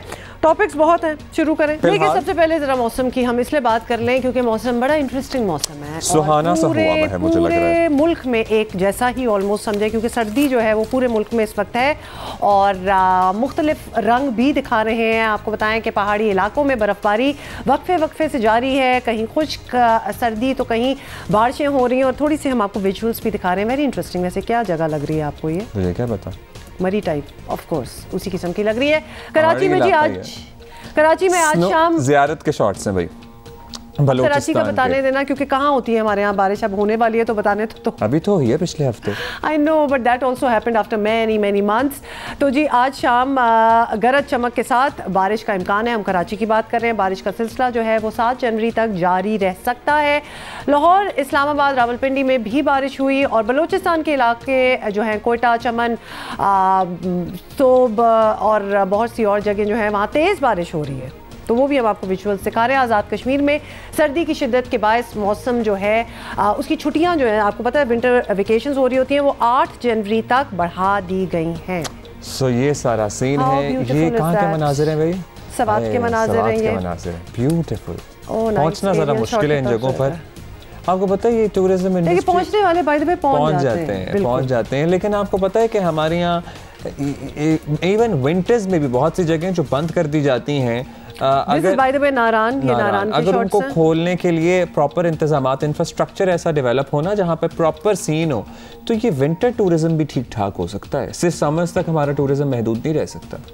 हाँ, बट जहाँ आप विंटर में टूरिज्म अगर कर रहे हो, तो जहाँ जब आप डेस्टिनेशन पे अपनी पहुँचे जो कि स्नो क्लैड डेस्टिनेशन हो, तो वहाँ एमेनिटीज भी ऐसी हो ना कि आप कंफर्टेबल हो। वही तो मैं कह रहा हूँ। एग्जैक्टली, मतलब ये इतना एडवेंचर नहीं हो सकता कि वो एक्सक्रूशिएटिंग किस्म की चीज़ कोई बन जाए। You want to reach wherever you want to reach and then be comfortable about it. और इसलिए मैं कहूँ कराची में भी आपको पता है ना, या तो साइबेरिया की हवाएं हमें तंग करती हैं या फिर कोयटे से आती हैं। कोयटे से जो हवाएं आती हैं, कोयटा से जब हवाएं आती हैं ना तो कोयटे हो जाती हैं। हाँ, सर्दी में जो है ना वो कोयटे से हवाएं आती हैं पर्टिकुलरली। अच्छा जी, doctor Zaheer Babar spokes person हैं मेट ऑफिस के, उन्होंने हमें ज्वाइन किया, उनसे बात कर लेते हैं। डॉक्टर ज़हीर, अगर हम देखें मुल्क के बालाई इलाकों में बर्फ़बारी ज़ोर पकड़ रही है, पूरे विजुअल्स हमें भी आपको दिखा रहे हैं, मैदानी इलाकों में बारिश के आसार नजर आ रहे हैं। तो आने वाले दिनों में मजमूई तौर पर मौसम ऐसा ही रहेगा, और अगर नहीं तो कब तक ऐसा रहेगा? जी बिल्कुल, आइंदा 3 से 4 रोज़ के दौरान मुल्क के मैदानी इलाकों में भी ज़्यादातर मतलब जो अबर आलूद रहेगा और गरज चमक के साथ बारिश का इम्कान है। ख़ास तौर पर पंजाब के मैदानी इलाकों में, सिंध के मैदानी इलाकों में, इन तमाम इलाकों में आइंदा 2 से 3 रोज़ के दौरान बारिश की तवक्को है। जबकि मुल्क के जो बालाई इलाके हैं, जिसमें खैबर पख्तूनख्वा के बालाई इलाके, मरी, गलियात, इसी तरह गिलगित बल्तिस्तान और कश्मीर, इन तमाम इलाकों में आइंदा 3 से 4 रोज़ के दौरान जो है वो बारिश और बर्फ़बारी, ख़ास तौर पर बाज़ मकामात पर मूसलाधार बारिश का भी इम्कान है। जो मौसम चल रहा है और जैसी शिद्दत सामने आ रही है, फसलों पर क्या असर पड़ेगा किसानों के लिए? क्या ये खबरें सही हैं या ख़तरनाक हैं? क्योंकि आजकल वीट का सीज़न है, तो इससे उम्मीद है कि ये जो बारिशें होंगी इससे वीट जो क्रॉप जो है इसके ऊपर एक पॉजिटिव इम्पैक्ट जो है वो मिलेगा। अच्छा, इन दिनों में सर्दी की शिद्दत जो है वो बढ़ती ही है, लेकिन हालिया सालों में बहुत कुछ जो है वो ऊपर नीचे होता हम देख रहे हैं। क्या इस बार मामूल से ज़्यादा सर्दी और मामूल से तवील मौसम होगा? क्या नज़र आ रहा है आपको? क्योंकि कहा यही जाता है ना कि जब गर्मियाँ होती हैं तो वो इंटेंस गर्मियाँ हो जाती हैं, शिद्दत बहुत ज़्यादा होती है, एंड लाइक वाइज सर्दी की भी शिद्दत बढ़ जाती है।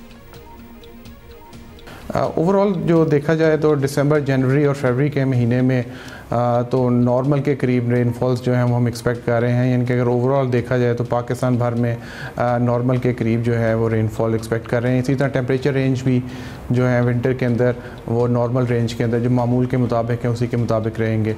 लेकिन ये एक मेजर रेनफॉल इवेंट है और पहला अच्छी रेनफॉल जो है विंटर की जो है वो हम इस सीज़न में देखने को मिलेगी, और उम्मीद है कि ये पूरा week almost on and off rains जो हैं वो मुल्क के मुख्तलिफ हिस्सों में जारी रहेंगी। ठीक, यानी मुल्क के मुख्तलिफ हिस्सों में पूरा वीक ही आप कह रहे हैं कि बारिश होती रहेगी। अच्छा जी, पिछले घंटे में हमने काफ़ी एक्सटेंसिव बात की थी। बहुत बहुत शुक्रिया, डॉक्टर ज़हीर हमसे बात कर रहे थे और मौसम का हाल उन्होंने बताया। अब वापस जाते हैं, पिछले घंटे में हमने बड़ी एक्सटेंसिवली बात की है, ख़ासतौर पे फवाद चौधरी साहब की जो एक ऑफ़र है जिसमें उन्होंने कहा है कि सारी जो सियासी जमातें वो मिलकर कुछ इशूज़ हैं उन पर बात कर सकते हैं, जैसे कि इलेक्शन इस्लाहात, अदलिया, दीगर कौमी जो इशूज़ हैं। 2 पार्टियों का मौक़िफ़ लिया है, पीपल्स पार्टी और मुस्लिम लीग नून का, और दोनों का यह कहना है कि फवाद चौधरी साहब ने बात तो ये की है, लेकिन PTI का ओवरऑल रवैया या उनके इक़दामात ऐसे नहीं हैं जैसे कोई आसार लगे कि इस किस्म की बात करने में कोई संजीदा है। अच्छा जी, इस पे हम ज़रा बात करते हैं। आपको पता ही है JUI जो है वो खैबर पख्तूनख्वा के बल्दियाती इंतखाबात के नताइज के बाद बड़ी कॉन्फिडेंट भी है। फिर PDM में बड़ा अहम किरदार है। बहुत शुक्रिया आपका, हाफिज़ अब्दुल्ला साहब हमारे साथ मौजूद हैं। हाफिज़ साहब, अब फरमाइएगा कि हुकूमती तर्जुमान फवाद चौधरी साहब कह रहे हैं कि इस्लाहात और दीगर इशूज़ पर अपोजिशन वालों से बात होनी चाहिए, बात तो होनी ही चाहिए। जमीयत उलमा इस्लाम की बात करें अगर हम, वो सर्टनली बाद में करेंगे, लेकिन क्या आपको लगता है कि PDM की तर्जुमान की हैसियत से हुकूमत से बात का मार्जिन मौजूद है आप लोगों के दरमियान? मेरे ख्याल में फवाद चौधरी की हैसियत वो नहीं है कि वो अपोजिशन को दावत दे, न हुकूमत वो पोजीशन में है, न इमरान खान उस पोजीशन में है कि वो अपोजिशन को दावत देकर और PDM को दावत देकर के आइए बात करें। एक तरफ वो दावत देते हैं कि आइए PDM की क़ियादत बात करे मुल्क के उमूर पर, कौमी मामलात पर, कौमी मसाइल पर हम आगे बढ़े। दूसरी तरफ वो मुख्तलिफ़ तरीक़ों से नेब के ज़राए से, मुख्तलिफ़ तर्जुमानों की बयानात से PDM में शामिल जमातों को, अपोजिशन को और मौलाना फजल रहमान साहब को तनकीद का निशाना बना रहे हैं। तो लिहाजा इन तर्जुमानों की एक ज़बान नहीं है। जो इमरान ख़ान के इर्द गिर्द तर्जुमानों का एक टोला है, इनकी ज़बान एक नहीं है, इनकी बयानियाँ एक नहीं है। एक दावत दे रहे हैं और वही दूसरी ज़बान में तनकीद कर रहे हैं, तौहीन और बेतौकीरी कर रहे हैं। एक तर्जुमान उधर से उठ के वो तज़लील करते हैं और बेतौकीरी करते हैं। इस माहौल में इस हुकूमत से बैठने के लिए न जमीयत उलमा इस्लाम तैयार है, न PM तैयार है। राइट अच्छा हाफिज़ साहब, जमीयत उलमा इस्लाम से मुतालिक तो हुकूमत का बड़ा सख्त स्टांस रहा है हमेशा से ही। वैसे तो फवाद चौधरी साहब तो आपकी जीत को बदकिस्मती करार दे रहे हैं, तो आपको लगता है कि ये उनकी ज़ाती राय है या हुकूमत के सभी लोग यही समझते हैं? देखिए, मेरे ख़्याल में मैं उसको इनकी ज़ाती राय नहीं समझता। वो इसलिए ज़ाती राय नहीं समझता, ख़ुद फवाद चौधरी कह रहे हैं, बार बार कह चुके हैं कि मैं जो भी बात करता हूँ मैं हुकूमत की बिहाफ पे बात करता हूँ। और हुकूमत में सिर्फ इमरान ख़ान की पार्टी नहीं है, उसमें उनकी इत्तेहादी भी है, PMLQ की शक्ल में, MQM की शक्ल में, JDA की शक्ल में, बाप की शक्ल में और दिगर आज़ाद अराकीन भी है। इसका मतलब ये है कि ये उनकी तर्जुमानी करते हुए, लेकिन फवाद चौधरी की कहने से जमीयत उलमा इस्लाम ने जो KPK की बल्दियाती इंतखाबात में KPK की आवाम ने जो एतमाद किया, उस एतमाद को न हुकूमत हज़म कर सकी, न उसको फवाद चौधरी हज़म कर सके। लिहाजा हुकूमत की हज़मिया भी ठीक नहीं है, मेरे में कुछ प्रॉब्लम है, और फवाद चौधरी का भी हज़मिया ठीक नहीं है। लेकिन इंशाअल्लाह वल अज़ीज़ जब KPK का अगला पेश होगा इलेक्शन का, इनका और इनकी हुकूमत का और फवाद चौधरी का हज़मिया भी ठीक हो जाएगा और उनको हकीकत सामने आएगा। मौलाना साहब, आप बात PDM की कर लें तो प्लान की कर लेते हैं, तो मौलाना साहब के बकौल हुकूमत के लाने वाले न्यूट्रल हो चुके हैं, तो जाहिर है कि आप हुकूमत को हटाने के लिए पूरा जोर लगाने वाले हैं, अब इसका यही मतलब लेंगे। अब क्या ख्याल है आपका, हदफ पूरा करने के लिए या हदफ एक हो जाने के बाद आप समझते हैं कि पीपल्स पार्टी को भी तहरीक में शामिल होने की दावत दे देनी चाहिए, बाज़ाब्ता उसके लिए भी कोशिशें तेज़ करनी चाहिए आपको? अगर 25-18 को मुदाखलत ना होती तो नतीजा और रिज़ल्ट यही होता जो 19 दिसंबर के बल्दियाती इलेक्शन 2021 में जो नतीजा सामने जमीयत उलमा इस्लाम के हक़ में आया। तो लिहाजा हमने ये महसूस किया और मौलाना फजल रहमान साहब ने बरमला एतराफ़ किया कि हम इस रवैश को, इस्टेब्लिशमेंट की इस रवैश को हम मुस्बत निगाह से भी देखते हैं और इस निगाह से भी देखते हैं और इसको हम अप्रिशिएट भी करते हैं। और मैं ये चाहता हूँ बेशते तर्जुमान PDM के कि हम यकीन करते हैं और हमें उम्मीद है कि आइंदा बल्दियाती इलेक्शन हो या जनरल इलेक्शन हो, रेगुलर तौर पर हमारे इदारे गैर जानिबदार रहेंगे, और अगर वो गैर जानिबदार रहेंगे तो फिर वो उस पर तनकीद भी नहीं होगी, वो क्रिटिसाइज भी नहीं होंगे, वो मुतनाज़ा भी नहीं होंगे। उससे इदारा भी मजबूत हो जाएगा, जमहूरियत भी मजबूत हो जाएगी। जब इदारा मजबूत होगा, जमहूरियत मजबूत होगी, क्योंकि मुल्क में सियासी स्टेबिलिटी आएगी।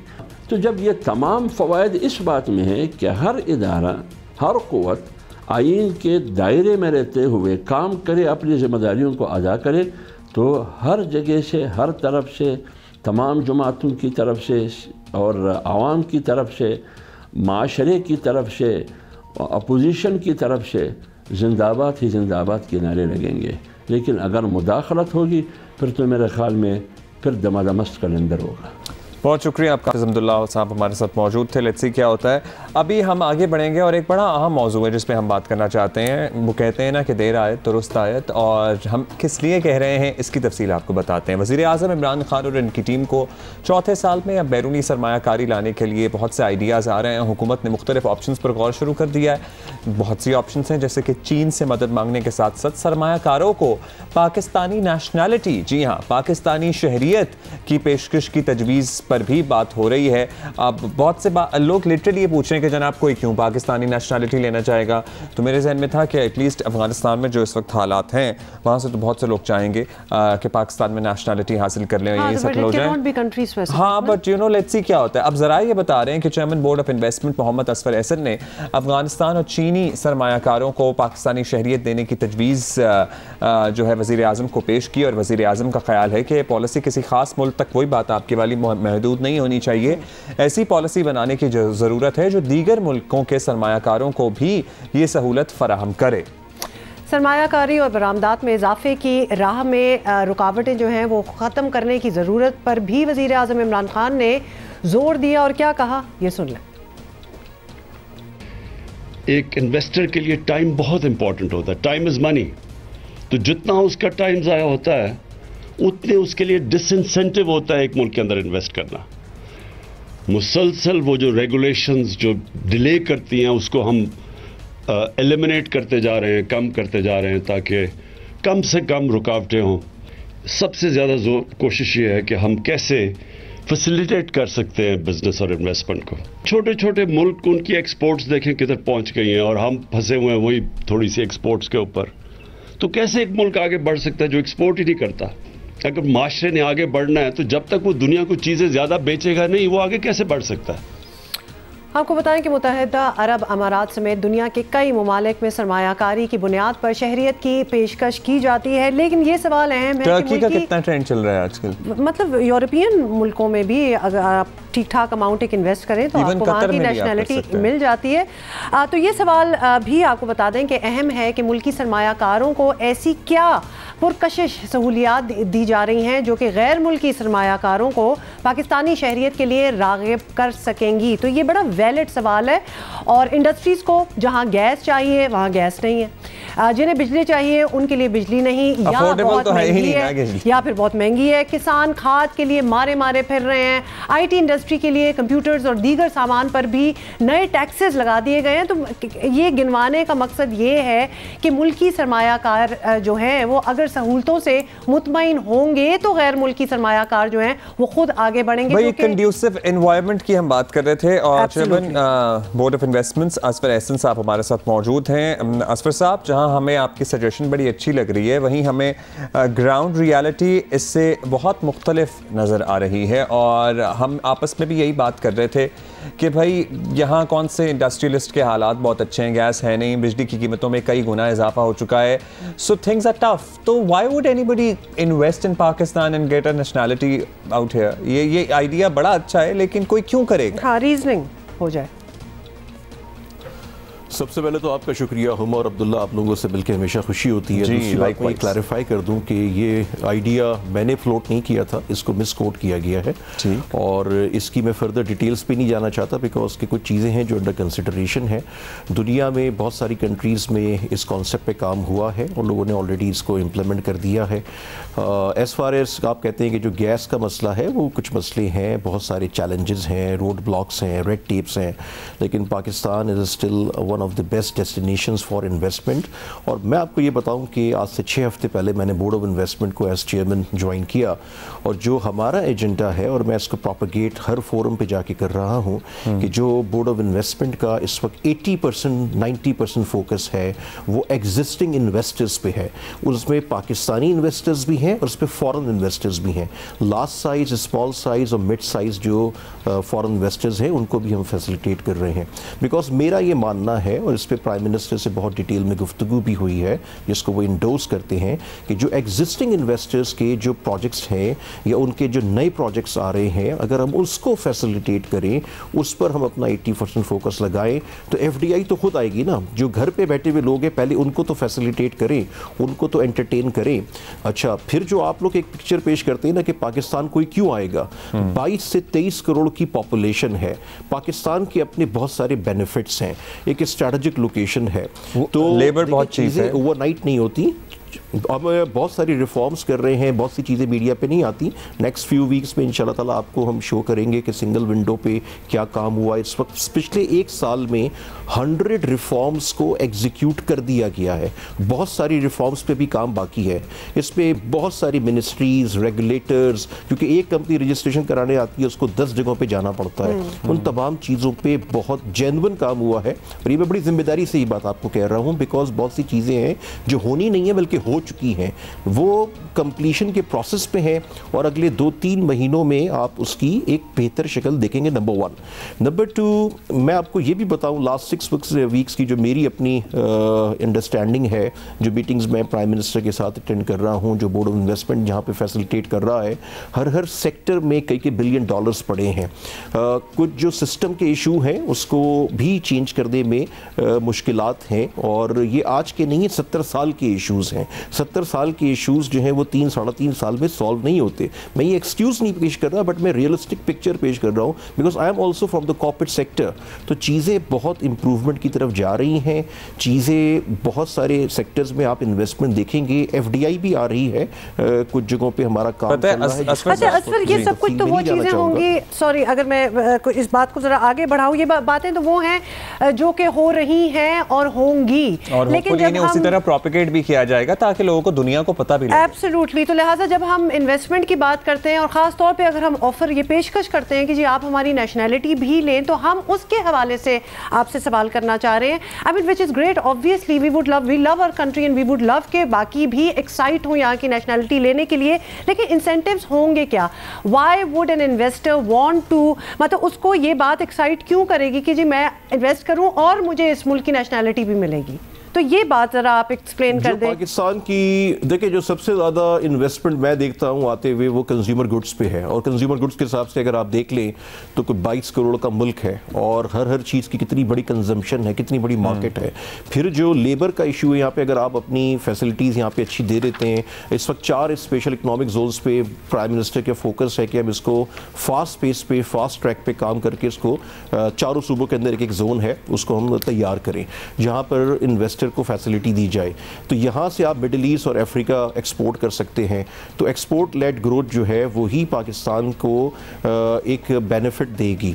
तो उस हवाले से अगर आप देखें तो अगर ये फार्मूला आता भी है, मैं इस पर कोई ऑफिशियल कमेंट नहीं कर रहा because this was not my idea, this was misquoted actually, लेकिन मेरा पर्सनल ओपिनियन ये है कि जैसे सऊदीया ने भी शुरू किया है, टर्की ऑलरेडी शुरू कर चुका है, यूएई में शुरू हुआ है, बहुत सारी यूरोपियन कंट्रीज ये काम करती हैं। तो एक सिग्निफिकेंट इन्वेस्टमेंट अमाउंट अगर है और उसमें कुछ लोग आपके नेशनलिटी लेते भी हैं, या अगर फ़र्ज़ करें लेते हैं, तो उस पर क्या मसला है? उनको फ़ायदा ये है ना कि उनकी चीज़ें यहाँ पर एक आम, जब आपको एक नेशनलिटी मिल जाती है तो चीज़ें आराम हो जाती है। अगेन मैं ये बोल रहा हूँ, मेरा पर्सनल ओपिनियन है। दूसरी बात, जो आप मोबाइल पेनिट्रेशन के हिसाब से देख लें, मोबाइल इंडस्ट्री ने कितना ग्रो किया जब यहाँ पे शुरू हुई, और आज आप देख लें कि कितनी बड़ी पॉपुलेशन है। अच्छा असफर साहब, एक और हम आपसे बात पूछना चाहते हैं कि चलें, कुछ सेक्टर्स हैं जो तरक्की कर रहे हैं, लेकिन हमने बहुत दफ़ा देखा है कि जिसके पास पैसे हों, जो इन्वेस्टमेंट करना चाहता हो, वो एक हाउसिंग सोसाइटी बनाना शुरू कर देता है। लिटरली यही होता है, और ज़मीनें ख़त्म कर करके हाउसिंग सोसाइटियाँ और a lot of them are also disputed। हाँ, कंस्ट्रक्शन का सेक्टर बड़ा इंपॉर्टेंट है, बट और चीज़ें, वेंचर कैपिटलिस्ट हमारे स्टार्टअप्स में इतनी गुंजाइश मौजूद हैं, मिलियंस ऑफ डॉलर्स दुनिया रेस करती है फॉर स्टार्टअप्स, बट ये हम हाउसिंग सोसाइटियों वाले आइडिया से कब बाहर निकलेंगे? तो आप देखिए ना कि जो आपका मैसेज है वो बिल्कुल सही है। जो हाउसिंग सोसाइटी का कॉन्सेप्ट है, मैं पर्सनली तो उसके अगेंस्ट ही हूँ। ये कोई बहुत कॉन्क्रीट कॉन्सेप्ट नहीं है। नंबर 1, नंबर 2, जो वेंचर स्टार्टअप्स की बात कर रहे हैं, आप अगर लास्ट 1 ईयर की इन्वेस्टमेंट देख लें जो वेंचर कैपिटल की तरफ से आई है, और जिस तरह से वो रेशो बढ़ रहा है, हमारी IT एक्सपोर्ट्स ने फर्दर ग्रो किया है। वो नंबर छोटा है लेकिन उसको उस नंबर ने ग्रो किया है, नंबर 1। नंबर 2, कल जो प्राइम मिनिस्टर की सेरेमनी हमारी थी Pakistan China business investment forum की, हमने इनॉग्रेशन सेरेमनी की है under the chair of prime minister at the prime minister house, जो चाइना गवर्नमेंट के साथ बोर्ड ऑफ इन्वेस्टमेंट और all Pakistan Chinese enterprise association का कॉन्ट्रैक्ट हुआ है। और ये एक फोरम बनाया गया है जहां पे हम ज्वाइंट वेंचर्स की और कोलैबोरेशंस की बात कर रहे हैं। दोनों तरफ की कंपनीज जो है वो उस प्लेटफॉर्म की मेंबर बन रही है। तो कल प्राइम मिनिस्टर ने बहुत स्पेशल फोकस रखा इंडस्ट्रियलाइजेशन। तो सीपेक से भी इसका कोई ताल्लुक होता था? क्योंकि वो भी सीपेक भी एक होता था, हमें याद आ गया अचानक से। होगा इसका, या ये सीपैक अभी भी है? सीपैक तो अभी भी है, सीपैक अभी भी है। सीपैक में चीज़ें हो रही हैं और चाइना गवर्नमेंट के साथ चीज़ें आगे बढ़ रही हैं, और प्राइम मिनिस्टर का भी अनकरीब एक विज़िट भी टेंटेटिवली प्लान है चाइना का। तो चाइना पाकिस्तान इकनॉमिक कॉरिडोर के बारे में जो एक प्रोपेगेंडा है, हमें आई थिंक उस प्रोपेगेंडा के काउंटर एक नैरेटिव बिल्ड करना चाहिए एज अ नेशन। उसमें बहुत सारे पावर्स हैं जो उसको नहीं होने देना चाहती। इसमें आपके मीडिया का बड़ा स्पेशल रोल है। ठीक है, हर्डल्स हैं कुछ जगहों पे, लेकिन ऐसा नहीं है कि चाइना पाकिस्तान इकनॉमिक डोर पे काम नहीं हो रहा। CPEC authority, board of investment, ministry of planning, सारे कंसर्न इदारे नॉन स्टॉप इस पे काम कर रहे हैं। मैं खुद अंदर से इस वक्त बैठ के चीज़ों को देख रहा हूँ, बहुत सारा डेवलपमेंट वर्क हो रहा है। जो कंसर्न्स हैं, वो चूंकि हमें कोई अपडेट ऐसी मिलती नहीं, आई नहीं जी, ये of course we are all for it as well, और हम तो हमेशा इसको प्रमोट ही करते हैं और इसको सराहते ही हैं, लेकिन चूंकि हमने रिसेंट कुछ मंथ्स में कोई अपडेट सुनी नहीं, so we wanted to ask you कि एक्चुअली उस पे कुछ हो रहा है कि नहीं। लिटरली हर सियासतदान के हर प्रेस कॉन्फ्रेंस में सीपैक का जिक्र होता था, अब नहीं होता। और अब्दुल्ला, मैं आपको एक बात कहूँगा कि ठीक है, कुछ चीज़ों में थोड़ी सी चीज़ें स्लो डाउन हुई होंगी, लेकिन एज नेशन हमारा भी एक मिजाज बन गया। हम टेस्ट मैच को छोड़ के ना T20 के आदी हो गए बेसिकली। हम चाहते हैं कि बस आज चीज़ हुई कल हो जाए, तो ऐसा नहीं है। मैं आपको देखिए, आप मुझे जानते हैं अच्छी तरह से, मैं खुद कॉर्पोरेट सेक्टर से आया हूँ। मैं आपको बता रहा हूँ 6 वीक्स में जो मैंने काम देखा है, बहुत ज़बरदस्त काम हो रहा है, बहुत सारे सेगमेंट्स पे काम हो रहा है, और सीपैक पे भी उतनी तेज़ी से काम हो रहा है। जहाँ चाइना एम्बेसडर के साथ हमारी नॉन स्टॉप मीटिंग्स चल रही हैं। अगर वाकई काम हो रहा है और आप कह रहे हैं कि काम हो रहा है, तो वी ट्रस्ट योर वर्ड। और लेकिन आपने जो बाय द वे T20 वाली बात की है, we will give you that much, yes you are very right. हम चाहते हैं कि बहुत जल्दी से चीजें हो जाएं और हम उनको अच्छा रिपोर्ट करें, बट ये अबाउट सीपैक हम जरूर अपडेट आपसे लेंगे, बट दैट जी असफर कुछ कह रहे थे। एक आखिरी बात मैं कहना चाहता हूँ कि इंशाल्लाह ताला नेक्स्ट फ्यू मंथ्स, कोई क्लेम नहीं है, लेकिन इंशाल्लाह ताला आप देखेंगे कि चीज़ों में इन्वेस्टमेंट भी आ रही है, बहुत सी चीज़ों में रिफॉर्म साइड पे हम जा रहे हैं, और एक हम ग्लोबल इन्वेस्टमेंट समिट कर रहे हैं जहाँ हम अराउंड को 500 चले होपफुली। बहुत शुक्रिया आपका असफर एहसन हमारे साथ मौजूद थे। Good luck for your plans. Thank you Asfar, sorry this is all the time we have and we have to take a break as well. See you in just a bit. Good morning.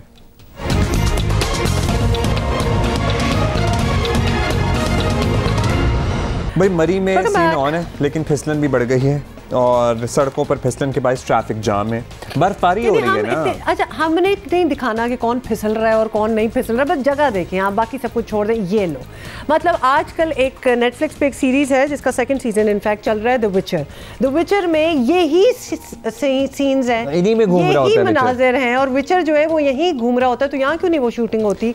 This is like, कहने का मतलब है out of a movie scene. खैर, मरी से इत्तलात हैं कि 6 inch तक बर्फ पड़ चुकी है और मुख्तलिफ सड़कों पर गाड़ियों की लंबी लंबी लाइनें लगी हुई हैं, लोग फंस गए हैं। और ये मैं सच बताऊं, वैसे मैं okay, let me be honest right now, ये सारे मनाजिर हमने इसलिए जमा करके दिखा रहे हैं क्योंकि अब्दुल्ला ने कभी बर्फबारी देखी नहीं है, तो एज ए टीम हम कोशिश कर रहे हैं कि अब्दुल्ला बर्फबारी देख ले। देखो अब्दुल्ला, मैं देख रहा हूँ, ये तो बचपन से देख रहा हूँ। नहीं, हमने सोचा हम आपको, लेकिन मैं एक्चुअली बारी से बर्फ देखना चाहता हूँ। राइट, वापस आ जाए, बहक गया लड़का। बारी पंजाबी में खिड़की को कहते हैं, सो इसलिए you want to see the बर्फ through a window। हाँ, very nice job। How wonderful and twisted was it। अच्छा, बात हमारी बिल्कुल कहीं इधर उधर चली गई है, इसलिए वापस आ जाएं और हमारे गेस्ट हैं हमारे साथ, उनसे बात करते हैं। लेकिन सबसे पहले आपको बताएं कि दुनिया भर में पाकिस्तानी ट्रक आर्ट जो है वो अपनी मुनफरिद पहचान रखता है, और सिर्फ ट्रक ही नहीं बल्कि दीवारों, कपड़ों, गाड़ियों, क्रॉकरी, मतलब यू नेम इट, ये आर्ट जो है ये हर जगह हो सकता है, खूबसूरत अंदाज में पेंट किया जाता है। बैरून मुमालिक में भी ट्रक आर्ट बेहद मकबूल है, बल्कि बहुत से फॉरेनर्स जो पाकिस्तान आते हैं वो कोई ना कोई मेमोरेबिलिया, सोवेनियर जरूर लेके जाते हैं। मैं अपनी डेनिम की एक जैकेट पे पेंट कराऊं और जूतों पे भी कराऊं, व्हाई नॉट, बिल्कुल ये हो सकता है, इंटरेस्टिंग हो सकता है। सो वैसे सूटकेस वाला आइडिया बड़ा अच्छा है, you know, that looks very nice. Wherever you would go, तो पाकिस्तान की एक पहचान के तौर पे वो सूट के साथ में निकल रहा होगा। सो हैदर अली हमारे साथ मौजूद हैं, और Haider is a truck artist, और जो जूतों पर बेसिकली ज़्यादातर ये काम करते हैं और बड़े खूबसूरत अंदाज में जूतों को एक नई शक्ल दे देते हैं। और हमने इनसे डील कर ली है कि एक जूता मेरा और एक जूता, ये कुछ जूते हम आपको दिखा भी रहे हैं, और साथ आपको बताएं हैदर अली के हवाले से साहिवाल से ताल्लुक रखने वाले बासलाहियत कराची में ही मौजूद है, वैसे बड़े अरसे से कराची में इन्होंने काम सीखा। सो हम हैदर 3 दहाइयों से इस फन से वाबस्ता हैं। हैदर, लिटरली जो लोग ट्रक आर्टिस्ट होते हैं वो तो बहुत ही छोटी उम्र में शुरू कर देते हैं, तो आपका क्या ये लेटर ऑन शौक डेवलप हुआ at a later stage in life, या फिर आप भी बचपन से ही उस्तादों से आपने काम की शुरू किया, सीखा और उसी तरह आपकी भी शुरुआत है? जी अस्सलाम वालेकुम, मेरा ताल्लुक कराची से है, साहिवाल मेरा ससुराल है। ओह अच्छा, चलिए हमने आपको ससुराल को भी खुश कर दिया आज। हाँ, तो बचपन से मैं ये काम कर रहा हूँ, मेरे फैमिली वर्क है ये काम, और समझ लें बचपन से ही रंगों से खेलना। और फैमिली वर्क तो आपके वालिद साहब या आपके बड़े भाई वगैरह ये भी? भाई वगैरह, मामू चाचा वगैरह यही काम करते हैं। अच्छा, ये अब ये बड़ा ही इंट्रिकेट किस्म का आर्ट फॉर्म है, हमें ज़रूर ये बताइएगा कि जब आप बचपन से काम करें, कभी आपने ये सोचा था कि ये पूरी दुनिया में इतना मकबूल होगा? बिकॉज ये इंट्रिंसिकली है हमारा, और ये हम अपनी ही जगहों पे, मतलब कहीं भी आप देख लें एसोसिएशन पाकिस्तान के साथ होती है ट्रक आर्ट की, और कहीं नहीं। जी हाँ, और मैं खाली जूतों पे खाली नहीं करता, मैं इंटरनेशनल आर्टिस्ट हूँ, और दुनिया में आप गूगल पे सर्च करें, लिखें world famous truck artist Haider Ali, तो आपको मेरी तमाम वैरायटी और तमाम जो चीज़ें मैंने पेंट की हैं, कस्टमाइज हों या इंटरनेशनल म्यूजियम्स वगैरह में हो, वो मैंने सारे पेंट किए हैं। जी बिल्कुल, हैदर हम साथ साथ चला भी रहे हैं वगैरह भी आप ही ने पेंट की हुई हैं जो साथ साथ तस्वीरों में। दुनिया की बड़ी यूनिवर्सिटी में मैं विजिटिंग फैकल्टी रहा हूँ, और स्मिथसोनियन के साथ मैंने काम किया है, रॉयल ओंटारियो म्यूजियम कनाडा में मैंने काम किया है, और यूनिवर्सिटी ऑफ साउदर्न कैलिफोर्निया के साथ मैंने काम किया है, और बड़ी बड़ी इदारों के साथ मैंने कोलैबोरेट किया है ट्रक आर्ट, और वुमेन बॉडीज पे भी ट्रक आर्ट मैं कर चुका हूँ। ज़बरदस्त। अच्छा हैदर, ये बताएंगे, मैं हमेशा बड़ी क्यूरियस होती हूँ कि ट्रक आर्ट जो होता है, एक आर्ट दूसरे आर्ट से मुख्तलिफ होता है, लेकिन ये आपको विजन आता है, मतलब आप किस तरह सोचते हैं कि जी ये कैनवस है, ये गाड़ी है या जूता है या दीवार है, कोई भी जगह हो, आप खुद डिसाइड करते हैं कि इस पे पेंट क्या करना है, या आपको कमीशन किया जाता है, या आपको बताया जाता है? नहीं, ज़्यादातर हम लोग खुद सोच के करते हैं। अगर तो देखें, जैसे पैसों पे डिपेंड करता है, अगर ज़्यादा पैसे अच्छे मिलें, क्लाइंट हमारी मर्ज़ी के मुताबिक पैसे देता है, तो हम फिर ज़्यादा सोचते हैं। अगर हमारी मर्ज़ी के मुताबिक पैसे नहीं मिलते, तो हम फिर उसको उसके मुताबिक छोड़ते हैं कि आप अपना डिज़ाइन बता दें, अगर हमारे बारे में होगा तो हम ये करेंगे। अच्छा हैदर, ये फ़न सर्टनली दुनिया में अब इसको बड़ी पजीराई हासिल है, पाकिस्तान में अभी किस स्टेज पर है? और भी नए लोग हैं जो ये आर्ट सीख रहे हैं, वही जो आपने कहा बचपन से आपका सफ़र शुरू हुआ, क्या ऐसे ख़ानदान अभी और भी हैं आप लोगों के अलावा? एक हमारी और ट्रक आर्टिस्ट हैं फूल जी, उनसे भी मुलाकात हुई थी, उनके भी उस्ताद थे, एक आपसे मुलाकात हुई है, तो अभी ये फ़न किस स्टेज पर है? क्या और लोग इसमें आ रहे हैं? और इंटरनेशनली तो लोग बड़े पैसे देते हैं इस चीज़ के, पाकिस्तान में भी क्या इसकी उतनी कदर है? देखें, पाकिस्तान में मैंने अपना कराची मैंने काफ़ी सजाया, पेंट वगैरह, वॉल्स वगैरह पेंट की मैंने, लेकिन वो मौजूद नहीं है, वो मिट चुकी हैं, उसको महफूज नहीं किया गया। इंटरनेशनली मेरा काम काफ़ी महफूज है, और लोगों की गाड़ियों पे मेरा काम हुआ हुआ है। बस फ़र्क ये है कि यहाँ के लोग थोड़ा सोचते हैं ट्रक आर्ट के बारे में कि यार अच्छा लगेगा ये नहीं लगेगा, लेकिन फॉर इंटरनेशनली तौर पे सोचा नहीं जाता, और वो करवाते हैं कि पाकिस्तान से आर्टिस्ट आया हुआ है और हमें ये इसके काम करवाना चाहिए और इसका काम महफूज करना चाहिए। अच्छा, फ़र्क है थोड़ा। ये एक और ऑब्वियसली अभी हम साथ साथ आपके दिखा भी रहे हैं, मतलब एक छोटे से जहाज़ को भी आपने किया हुआ, एक स्कूटर, गाड़ी, बसें, you name it. Islamabad international airport बड़ा ही डिस्टिंक्टिव है, बड़े आपको पता है कि बहुत फ़्लाइटें वहाँ से फॉरेनर्स भी आते हैं, तो पहली चीज़ जो उनको नज़र आती है वो ट्रक आर्ट की वॉल्स हैं। तो आपको कितनी देर लगती है अगर इतना बड़ा अगर कैनवस हो, पूरी दीवारें अगर आपने करनी हो, तो क्या महीनों का काम है, दिनों का काम है, किस तरह होता है? ये सारा डिपेंड करता है पैसों के ऊपर। अगर पैसे अच्छे मिलते हैं तो उतना ही काम अच्छा होता है। ट्रक आर्ट बहुत सी चीज़ें पैसों पे डिपेंड करती हैं। जी हाँ, तो फ़र्क होता है थोड़ा सा। हमारा आर्ट कोई गैलरी आर्ट नहीं है, जैसे गैलरी तक महदूद नहीं है, ये पब्लिक आर्ट है। लोगों की अंदर की ख्वाहिश, जो अपनी कलरफुल ख्वाहिश होती है, वो ट्रकों पे चश्मा करते हैं हम लोग, तो उसी का इजहार हम शेर व शायरी के ज़रिए और अपने आर्ट के ज़रिए, जैसे ये तुमने कैसा रब्ता रखा, ना करीब है ना फासला रखा, हाँ। तो इस तरह की शेर व शायरी। कुछ और भी मैं तो कहता हूँ, एक शेर और सुनाए हैं आजकल, कौन सा? चाह नहीं तुम्हें परवाह नहीं, तो इस तरह की शेर व शायरी हम लोग ये अपने करते रहते हैं, और इसी को हम अपनी दीवारों पे। तो ये जो कंटेंट है, शेर व शायरी है, इसमें वो माँ की दुआ, जन्नत की हवा टाइप जो है, ये इसमें और इजाफा हो रहा है क्या? नए अशार भी आ रहे हैं जो लोग? रोज़ बरोज़ नए अशार आते रहते हैं, लेकिन अफसोस की बात यह है कि इस पर अपने वो कोई काम नहीं हो रहा। बस एक दीवाना ट्रांसपोर्ट नाम की किताब है, वो आप पढ़ लें अगर, उसमें भी काफ़ी एक बंदे ने कोशिश की है कि इसके ऊपर मैं इंसानों को जमा करना। दीवाने ट्रांसपोर्ट नामी किताब है, मुझे नहीं पता था, ये बड़ा इंटरेस्टिंग आपसे आपने जबरदस्त बात बताई। और इस पे काफ़ी ये आर्ट, दूसरे जो आर्ट है गैलरी टाइप के जो आर्ट होते हैं, इनसे काफ़ी मुख्तलिफ इसलिए है कि इसमें लोग इसको अप्रिशिएट करते हैं और हमारी चलती फिरती एग्जीबिशन 24 घंटे होती रहती है। तो आप लोगों के अलावा आपकी भी नई जनरेशन इसको सीख रही है और आपके अलावा क्या और लोग भी अब इसमें इंटरेस्ट ले रहे हैं या ये मादूम होता जा रहा है सिलसिला? जी, ये सिलसिला तो मादूम जब होगा ना, जब हमारी यूनिवर्सिटियाँ और हमारे कॉलेजेस इस पर तवज्जो नहीं देंगे। हम लोग यहीं, हमारी यूनिवर्सिटी भी, हमारी ट्रक जो मार्केट होती है ये हमारी यूनिवर्सिटी होती है और यही हमारी एकेडमी होती है। अच्छा हैदर, ये भी बताइएगा कि बहुत से ट्रक्स हमने देखे हैं जिनके पीछे तस्वीरें भी होती हैं, जैसे अभी हम दिखा रहे थे प्रिंसेस डायना की, मलाला यूसुफजई की, आर्मी चीफ की। मतलब ये लोगों की अपनी ख्वाहिश होती है कि वो कहते हैं जी ये तस्वीर हमें चाहिए, या आप लोग खुद ही कर देते हैं, या फिर आप भी बड़ी नज़र रखते हैं कि दुनिया में क्या क्या हो रहा है और उस हिसाब से आपकी पेंटिंग्स होती हैं? जी हाँ, जो हमारी मर्ज़ी पे छोड़ते हैं उस पर फिर हम लोग अपनी मर्ज़ी से चीज़ें बनाते हैं। ऐसे कि जैसे उस पर उकाब बना दिया और ताजमहल बना दिया, मोर बहुत बनाते हैं, मोर बना दिए जी। नहीं, लेकिन पर्सनैलिटीज़ की तस्वीरें, पोर्ट्रेट होती है, वो लोग अपनी पसंद के जो सियासतदान हो या जिन लोगों को, एक्टर्स वगैरह को लोग पसंद करते हैं, तो वो अपनी चॉइस के मुताबिक उस पर तस्वीर बनवाते हैं। सो अब तक बहुत फरमाइशें आई होंगी, आपको सबसे अनोखी फरमाइश आपको क्या लगी अपने करियर में? आपने इतनी चीज़ों को पेंट किया। देखिए, मैंने काम भी सारे अनोखे किए हैं, उसके अलावा मैं कोई काम करता भी नहीं। जैसा कि आप कुछ काम जो आप अपना जो शायद अभी हमने भी मेंशन ना किया हो कि आपने इस कि भाई ये तो मैं सोचता ही रह गया कि क्या फरमाइश है, जैसे जहाज़ हमें बड़ा यूनिक लगा। जी हाँ, मैंने इसके अलावा भी बहुत सारे यूनिक काम किए मैं, और मैं करता ही अनोखे काम ज़्यादातर। तो आप देखेंगे मैंने दुनिया के बड़े बड़े फेस्टिवल्स में मैंने पार्टिसिपेट किया है, अपने मुल्क का नाम, अपने मुल्क का झंडा हर जगह पे मैंने चश्मा किया है। और यहाँ तक कि दुर्गा पूजा मैंने कलकत्ता में जो बड़ा फेस्टिवल होता है उस पर मैंने अपने ट्रक आर्ट में कन्वर्ट किया उसकी पूरी दुर्गा पूजा थीम को। उसके अलावा मैंने काफ़ी, आप गूगल पे सर्च करें world famous truck artist Haider Ali लिखेंगे तो आपको पूरा मेरा ज़बरदस्त हैदर अली, बहुत बहुत गूगल पे तो तब सर्च कर ही लेंगे, इसीलिए तो हमने आपको आज इस प्लेटफॉर्म पे मदऊ किया ताकि वो लोग जो आपके काम से वाकिफ नहीं है हैदर, उन्हें इस पब्लिक प्लेटफॉर्म पे पूरे पाकिस्तान को पता लग सके कि आपका काम कितना अच्छा है। तो ये है हैदर अली जिनका आप ट्रक आर्ट जो है वो पाकिस्तान में बहुत ही मशहूर भी है और बहुत पसंद भी किया जाता है। पहचान है, रंग पाकिस्तान के रंग है सिर्फ हमारा ट्रक आर्ट, और भी पाकिस्तान में आर्ट हैं, लेकिन जितना हमारे ट्रक आर्ट से मुल्क को शोहरत मिली उतना और कोई आर्ट इसके मुकाबले। और वही रंग आज आपने हमारी स्क्रीन पर दिखाई है, बड़ी कलरफुल सी एक बहुत शुक्रिया हैदर अली, बहुत शुक्रिया इधर आने का। अच्छा, मैं जल्दी से ये बता दूं कि मेरे पास ट्रक आर्ट की क्या चीज़ है। मेरे पास एक बड़ी, थैंक यू हैदर, मेरे पास एक लालटेन है, लैंटर्न, और इट इज़ ब्यूटीफुल। अब तो थोड़ा सा उसको जंग लग गया जब से कराची आई हूँ मैं, वरना वो मेरी बड़ी पुरानी एक चीज़ थी और उस पर एक स्टनिंग ट्रक आउट हुआ है।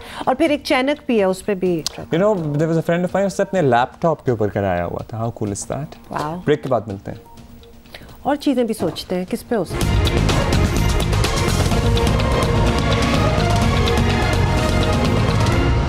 भाई, अदालती हुक्म के बाद कराची में तारिक रोड पर तजावुज़ात का ऑपरेशन जो है मुकम्मल करके पार्क तो बहाल कर दिया गया है, लेकिन तजावुज़ात ख़त्म करने के लिए इंतज़ामिया ने दिन रात एक भी किए। पार्क में गैर कानूनी रिहाइश गाहें, क्लब, मदरसा और दुकानें गिरा दी गई हैं।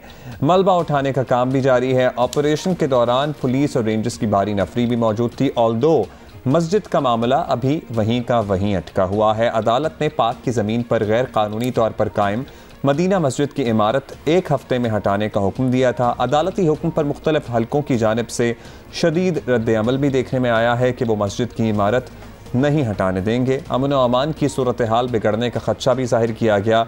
सो इसी सारी सूरत हाल पर बात करते हैं कि होगा क्या।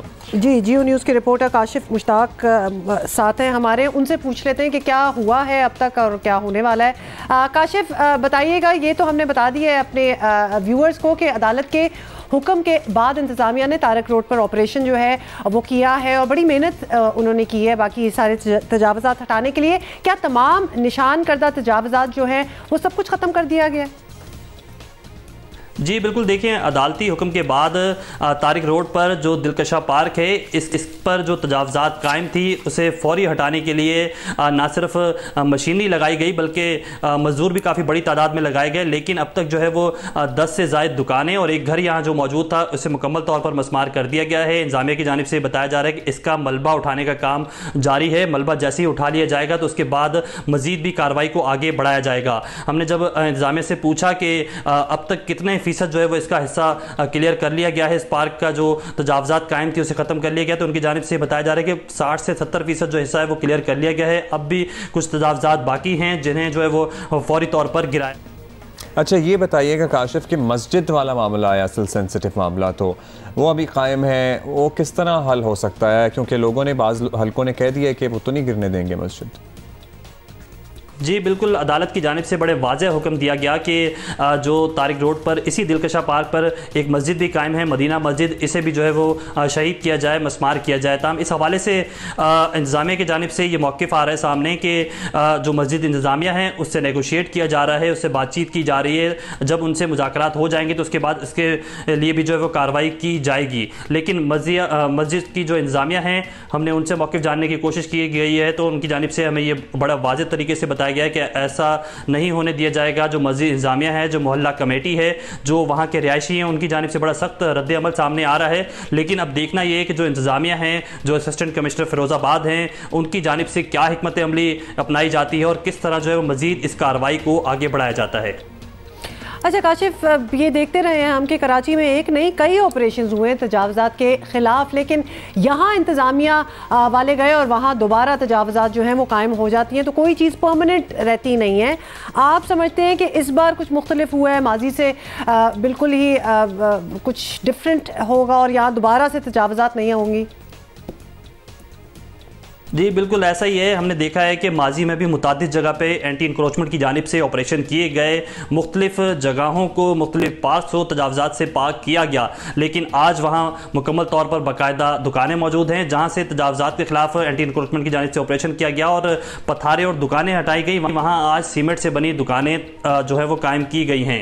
तो इस हवाले से बड़ी सख्त हिकमत अमली जो है वो इंतज़ामिया की जानिब से अप्लाई करनी चाहिए और हमें ये लगता है कि अदालती हुक्म है, चूँकि काफ़ी ज़्यादा सीरियस लिया गया है। ना सिर्फ इंतज़ामिया, एंटी इंक्रोचमेंट टीम, जो इंक्रोचमेंट की पुलिस फोर्स है वो, बल्कि इलाकाई पुलिस, रेंजर्स और दीगर इदारे भी इसमें बड़े सख्ती से जो है वो नोटिस ले रहे हैं और मुख्तलिफ जो अदालती हुक्म। राइट काशिफ, बहुत बहुत शुक्रिया हमसे बात करने का। तो लिहाजा एक ही मसला वहाँ जो है वो मस्जिद का अगर डिसाइड हो जाए तो बाकी काम। अच्छा जी, कराची में आपको पता है बारिश का तो इम्कान नहीं, लेकिन ओले पड़ने का भी इम्कान जाहिर किया जा रहा है। हर 5 मिनट बाद आपको बर्फ नहीं पड़ रही? बर्फ नहीं, ओले पड़ने का जरूर इम्कान जाहिर किया जा रहा है। सो हम ये कहना चाहते हैं, एक दफा जिंदगी में मैं भुगत चुका हूँ, ओले पड़े थे इतने बड़े बड़े, मेरी पूरी गाड़ी तबाह हो गई थी।